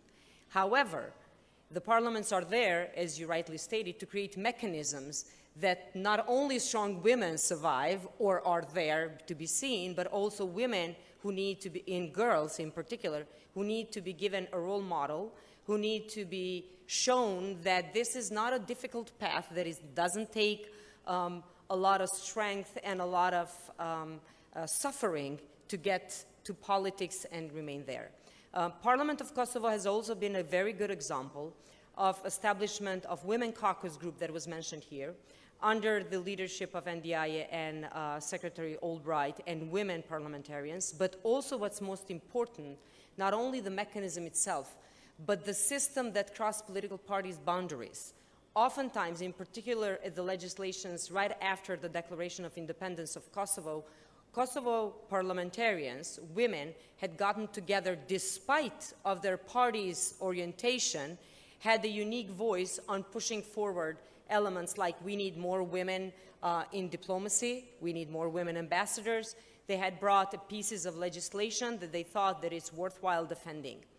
In 2018, the Parliament of Kosovo was going through the draft law on business organizations. I was then a member of opposition, parliamentarian, and I proposed an amendment to put a quota on the business corporations, actually for the boards of companies, the joint stock companies in Kosovo, who are about 240 altogether, public and private sector. There needs to be quota on first 2 years of 40%, and then after 2 years, 50% of women representation. And I have a vivid memory of the discussion on the Parliament of Kosovo when, for the first time, the amendment was proposed. First, it did not get the support of Committee on Economic Affairs. Second, I proposed it in the plenary session. And the plenary session, the most of the debate was, first of all, well, it's against the Constitution, because one of the primary examples or the articles in our Constitution is that we have the economy of free market. However, most of them were never talking about the fact that the Constitution also foresees that you have to take measures to increase the number of underrepresented either gender or communities in the institutions. The fact and the matter is that Kosovo has, since 2018, the amendment, it was approved. And it was not approved by the opposition only or position only. It was approved by position and opposition, women and men who believed in equality. And most of all, actually, it also bridged the gap between ethnicities. So it was also women from communities from non-majority communities, Serbian, Turks, Bosnian, and others who actually voted for this article in the law. However, today I'm not happy with its implementation, but last week the Council of European Union had adopted something like that. And here it is, voila, it's like 4 years after Kosovo, Council of European Union adopts something that they've given a term until 2026 to have 40% of women on the business organization. Why I'm mentioning this? Because the economic empowerment of women is key to peace, to bridging the gap between genders and also communities. Gender budgeting, it will start, actually it has been in different institutions. When I was a mayor in my capacity for 3 years, we've done gender budgeting. As it was talked here, you need to build a system and not only to have people who carry on these, actually I have to say, these measures that bring equality, no longer in that municipality. They're continuing, but not on the same pace. But now we have also another term discussion at the Kosovo Parliament that do gender budgeting. Gender budgeting not only affects women and equality, it also affects minority. We have underrepresented categories like Roma, Ashkali, and Egyptian, and women from those minorities are also in much worse situation than women from the majority community. So Parliament does have its mechanisms. However, it's also important the role model that women parliamentarians showed. And I will conclude with this because oftentimes Parliament of Kosovo, it's a battlefield, political battlefield between political parties and not rarely also men and women in terms of the discussion and misogynist comments. In those situations, when I've also been target of those comments, one constant message to myself, I'm not doing this for me, I'm doing for the girls who are watching on TV and sending them a sign that you shouldn't be giving up. I'm not giving up, therefore you should continue. And this place is a place where men and women should have equal voice and mechanisms are theirs. We just have to keep going. Well, thank you so much. And as you mentioned, only by standing together, the women in the parliament, through these caucuses that you have, you amplify a louder voice of women in politics. Draginja, I'll turn to you. There's been a lot of change in the electoral landscape in Montenegro. And so I would like to ask you as a parliamentarian, what are the greatest opportunities for parliaments, looking from the perspective of Montenegro, to increase capacities to address issues that concern women, peace and security, but also what is the role of political parties, not just when we go into parliament, in the political parties itself, how proactive they need to be in order to promote and achieve greater gender equality. Zahvaljujem. Na samom početku želim da vas sve pozdravim. Ja ću govoriti na mom crnogorskom jeziku. Veoma sam počastovana što danas prisustvujem ovako jednom važnom skupu. Da kažem da sam do sinoć imala aktivnosti u parlamentu Crne Gore, da je bila žustra rasprava, da su nam sutra važni lokalni izbori koliko i državni, ali da sam došla da prisustvujem ovako jednoj veoma važnoj konferenciji. Naime, 30. augusta 2020. godine u Crnoj Gori je nakon 30 godina došlo do smjene vlasti. Ono što je prethodna vlast uradila dobro za Crnu Goru, to je da je od obnove nezavisnosti Crne Gore od 2006. godine uvela Crnu Goru u NATO i radila je sve na implementaciji pozitivno pravnih propisa Evropske unije kako bi naši pravni propisi bili prilagođeni i kako bi se u naše pravne propise implementirali ono što predstavlja ključno za naše evropske partnere i kako bi Crna Gora na putu evropskih integracija konačno i postala članica Evropske unije. Naravno, ja sam uvijek znala da kažem da su promjene dobre da se dese, naročito nakon 30 godina, jer iz tih promjene nešto naučite. Možete da naučite da može biti bolje, a možete da naučite da može biti mnogo gore. Naime, Crna Gora se od 2020. godine suočila da je na scenu umjesto jedne ustavom građanske, multietničke i jedne prave države koja je sekularnog karaktera, u stvari na scenu Crne Gore je stupila jedna kleronacionalistička politika koja je negirala građanski identitet Crne Gore. To se dešava i danas. Znači, na političkoj sceni Crne Gore većinu partija činili su oni politički subjekti, ne svi, ali većina od te većine, koji su direktno radili protiv interesa Crne Gore, a isključivo u interesu susjedne države Srbije po nalogu predsjednika Aleksandra Vučića. U posljednje 2 godine pale su 2 vlade. Na sceni Crne Gore potpuno urušavanje političkog, ekonomskog, zdravstvenog, prosvetnog sistema. Od nedavno imamo i udar na bezbednosni sistem Crne Gore zato što su ključni ljudi u tom sektoru bezbjednosti prekinuli rusko-srpski lanac špijunaže u Crnoj Gori i naprosto imate vladu u ostavci koja je i dalje na čelu sa premijerom koji je sad u tehničkom mandatu, radi direktno protiv interesa Crne Gore, a po nalogu zvaničnog Beograda. Sve sa ciljem da se Crna Gora zaustavi na putu evropskih integracija, a da pristupi otvoreno Balkanu, što iz našeg ugla predstavlja jedan veliko državni projekat da Crna Gora treba da bude dio velike Srbije. Naravno da postojimo i mi na političkoj sceni Crne Gore, koji apsolutno nismo ćutali na to. Biću slobodna da kažem da sam bila jedna od najvećih glasnogovornica u parlamentu Crne Gore i vjerujte mi da sam u 21. vijeku u parlamentu svoje države branila identitet svoje države od onih koji su rođeni u državi i koji su nasrtali na identitet Crne Gore. Ja potičem iz porodice gdje je moja majka pravoslavna Srpkinja, rođena u Srbiji, koja se udala za mog oca Crnogorca i koja kad je došla u Crnu Goru prihvatila je Crnu Goru kao svoju državu i učila nas je, mene, brata i sestru, da smo mi Crnogorci, da je to naša država, da imamo svoj crnogorski jezik, da imamo svoju crnogorsku crkvu. I ja sam tako odrastala. Moja majka je bila prva žena poslanica Socijaldemokratske partije Crne Gore i prva žena potpredsjednica SDP-a i ona se tih 90. godina borila za suverenu Crnu Goru, za Crnu Goru koja će biti u NATO i Evropskoj uniji. I ona je meni tada kao tinejdžerki bila uzor da se ja jednog dana počnem baviti politikom. I naprosto profesor sam univerziteta već 21 godinu. I meni nije nužda da se pored tog jednog lijepog posla, koji je jedan komotan posao, bavim ovim pitanjima. Ali ja kao majka, kao žena, kao građanka države koju obožavam i koju volim, ne mogu ostati nijema na činjenicu da se urušava identitet moje države sa ciljem da ona postane dio jednog velikog državnog projekta.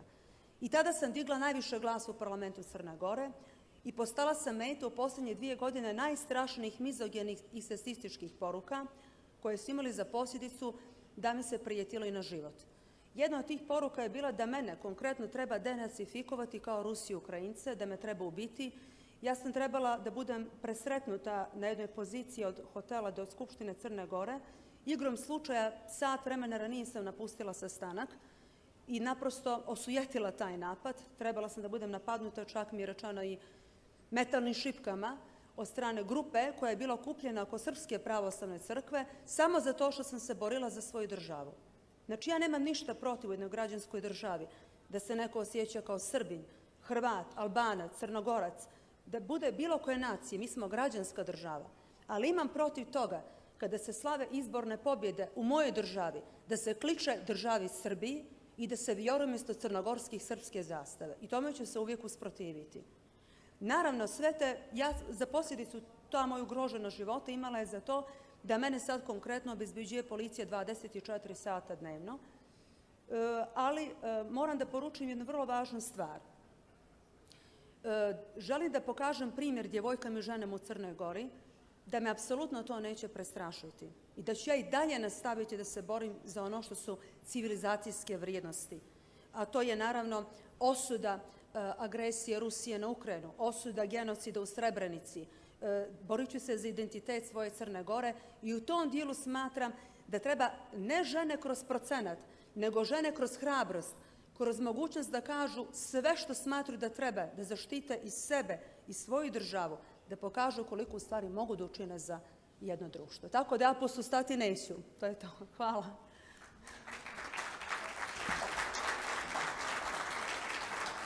Well, thank you very much. I mean, with your example, you showed that really women are part of the national security structure of a society. So we need to mainstream gender. We should not look separately at these issues. It should be part of every agenda, every development and security agenda.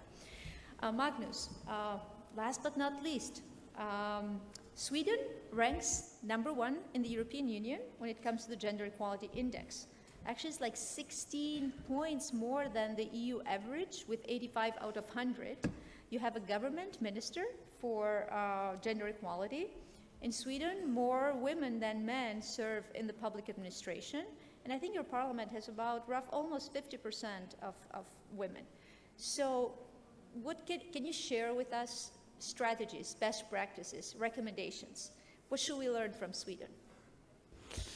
First of all, thank you to be here, and I will take 3 different ways to answer on your question. First of all, Sweden have not been in war to 200 years. We really don't have the experience you have, and I want to say that very humble.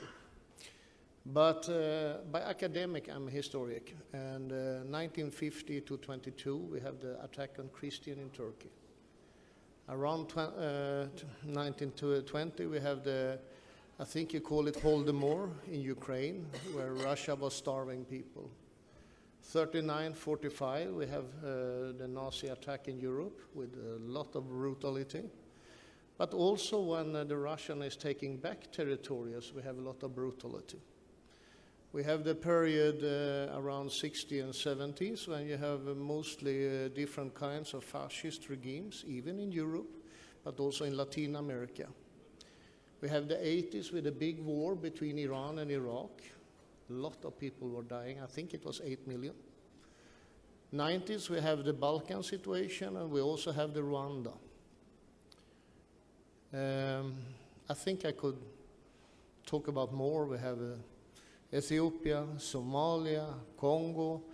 Yes, now we have Myanmar, and we have Ukraine. Every time we have said, not again. Every time we have said, not again. But we don't manage to stop men from raping and killing each other, and also raping and killing women. This is a disaster. And it's actually my point of view, even if I'm a Christian Democrat, center-right politician, this is a male problem, and male has to deal with it. That's my first point of view. My second point of view is we can't only talk about United Nations. United Nations, we could take it away today, and we need to create it tomorrow again, because we need to have some place to talk to each other. But United Nations have really shown they do not manage in this kind of crisis. So the United Nations need to reform. But we also need to start where I started. I'm a father. I have 2 daughters and 2 boys.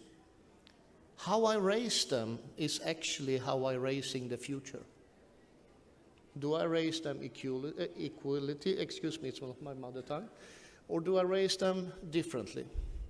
Already there, I think a lot of change is starting. What is my opinion as a man? How do I look on my 2 daughters? And how do I look on my 2 boys? Do I look on them with the same eyes? Or do I look on them with different eyes? I think it starts already there. We have the school system. Sweden is fascinating. If you look on school just now, it's the lady and girls that have the best results in university and school. Something is happening when a woman gets a child in Sweden, because we don't see the same lady have the same power. It's not 100% true, because if you look on party leaders just now in Sweden, it's a majority of women are leading the parties. But we don't see the same thing in the economy and so on. And there I will go to my last way to answer on your question. I was listening to Linde, excuse me, and she was saying something earlier today that I have been going and really thinking about it. You were actually saying we have to talk about structure. I'm a center-right politician, and Linde is a center-left politician. We are both coming from Sweden. We are not always agreeing with each other. But in Sweden, you can't go in politics and try to say women should go back to the kitchen. It's completely impossible. You can't be a center-right politician and even try to say it. It's not possible. We have already gone behind that door, if you understand me correctly. And that's also making these changes in Parliament, because already when we're setting the list, some parties have the rule you should have one man and one woman, or one woman and one man. The other parties are rather saying, okay, it should be at least 40% of the weakest agenda. So even there, you see how we already, somebody was saying earlier today, if you stand on a picture, it's a shame if it's only men. In Sweden, it's a shame if it's not almost 50%. So it's already something that have been happening, and this something, I think it's because of structure. Structure, how you set the list, structure in school, but also structure in Parliament. Give me last example, then I will not say some more. Last 4 years, I have been sitting in the board of infrastructure. So, do infrastructure have anything with gender? Yeah, if you start to look on it. Because ladies are going by bus and the man is going by car. The lady go by train and the man go by Tesla. Something is happening here. So how we do our investments? Are we investing in roads or are we investing in railroads? It's actually giving change how people will live their life. And we see also in bigger municipality, in Stockholm, Gothenburg, Malmö, Copenhagen region, when we have good infrastructure, social infrastructure, I mean railroads, buses and so on, then even men take them. Because men are lazy. If it goes fast, you take the fastest way. So even when we talk about technique, we actually talk about gender. And I think if we should manage to get stop on this kind of craziness in Ukraine, it starts with ourselves. And also, I just want to say the last thing, I'm a Christian, and already Augustinus in 400 said, you have the rightness war, and you have the unrightness war. So what is an unrightness war? Is when you're attacking somebody. What is a rightness war? It's when you're defending yourself. An interesting thing, this was said 400 after Christ. And what is United Nations law saying? You are free to defend yourself. You are not free to attack. Russia should leave Ukraine. That is the only rightness thing to talk about. And it starts at home. It starts with how I grew my children. It starts with how we act in Parliament. And I agree with you that this is systematic. We have to accept it's systematic. It's not only vision. Thank you to have been in here. Well, thank you very much. Thank you for that message. The organizers are telling me that we're running out of time. This was an excellent panel. But what I want to do, and I'm going to take only 2 minutes from our precious time between now and dinner, I want to do a lightning round. When you respond with an answer of 10 seconds only, let's try, let's see.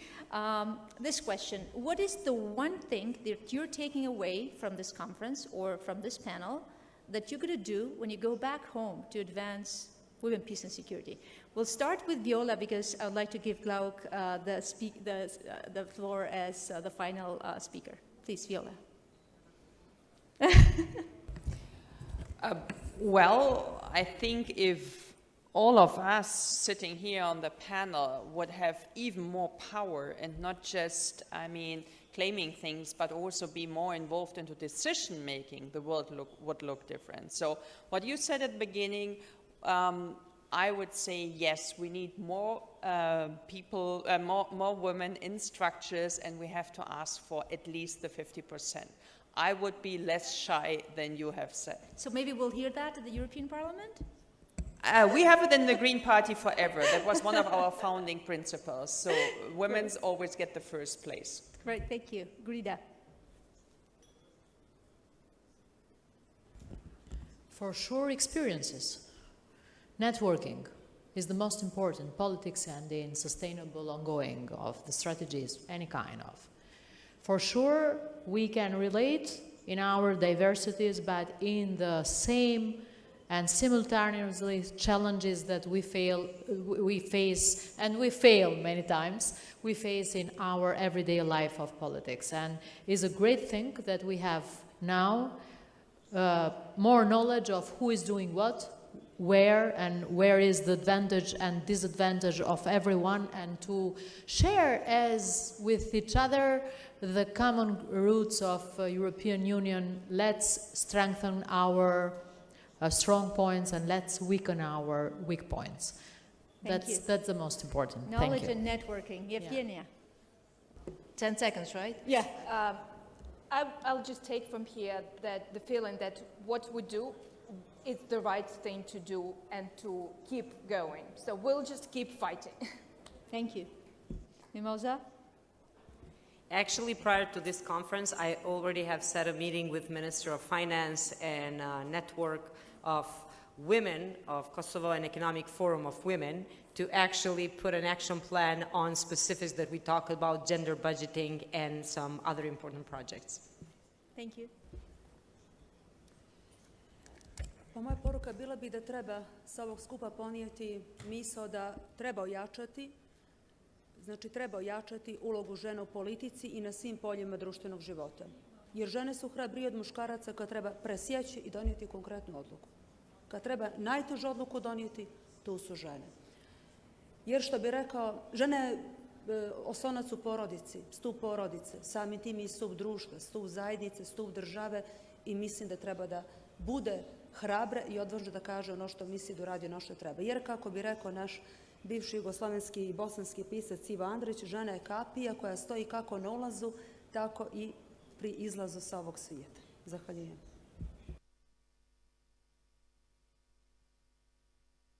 Thank you. Magnus? After this election, I will be sitting in the Labour Committee in Sweden, and in the Labour Committee there we have the gender issues. So what I take with me is that gender is not a project. It's not a project. It's a reality, and it's good for men and women. It's not a project. The second is I stick with the system. I think we should work structurally.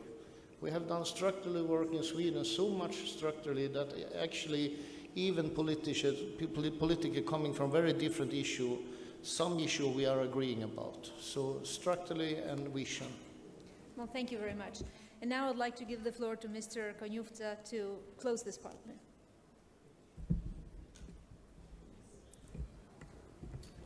Yeah, from my, let's say, experience, but also from my studies, I am convinced that, say, discrimination and violence come always, firstly, from the discourse, because the discourse tries to articulate something that we want to say, or how we think the world. And you can notice the discourse and what kind of the words people use and choose in order to express how they see woman, how they see equality, how they see democracy. I think that working and joining together to contribute in order to, let's say, combat together all of these practices of inequalities and discrimination that comes directly from the mindset of the people, and mainly men, I would say. It's, yeah, we can do something very good in this direction. Well, thank you very much. So change of mindset is really very important. I'd like to thank ladies and gentlemen. This was an excellent panel. Thank you very much for being with us. See you tomorrow morning. Yeah, we'll start tomorrow morning.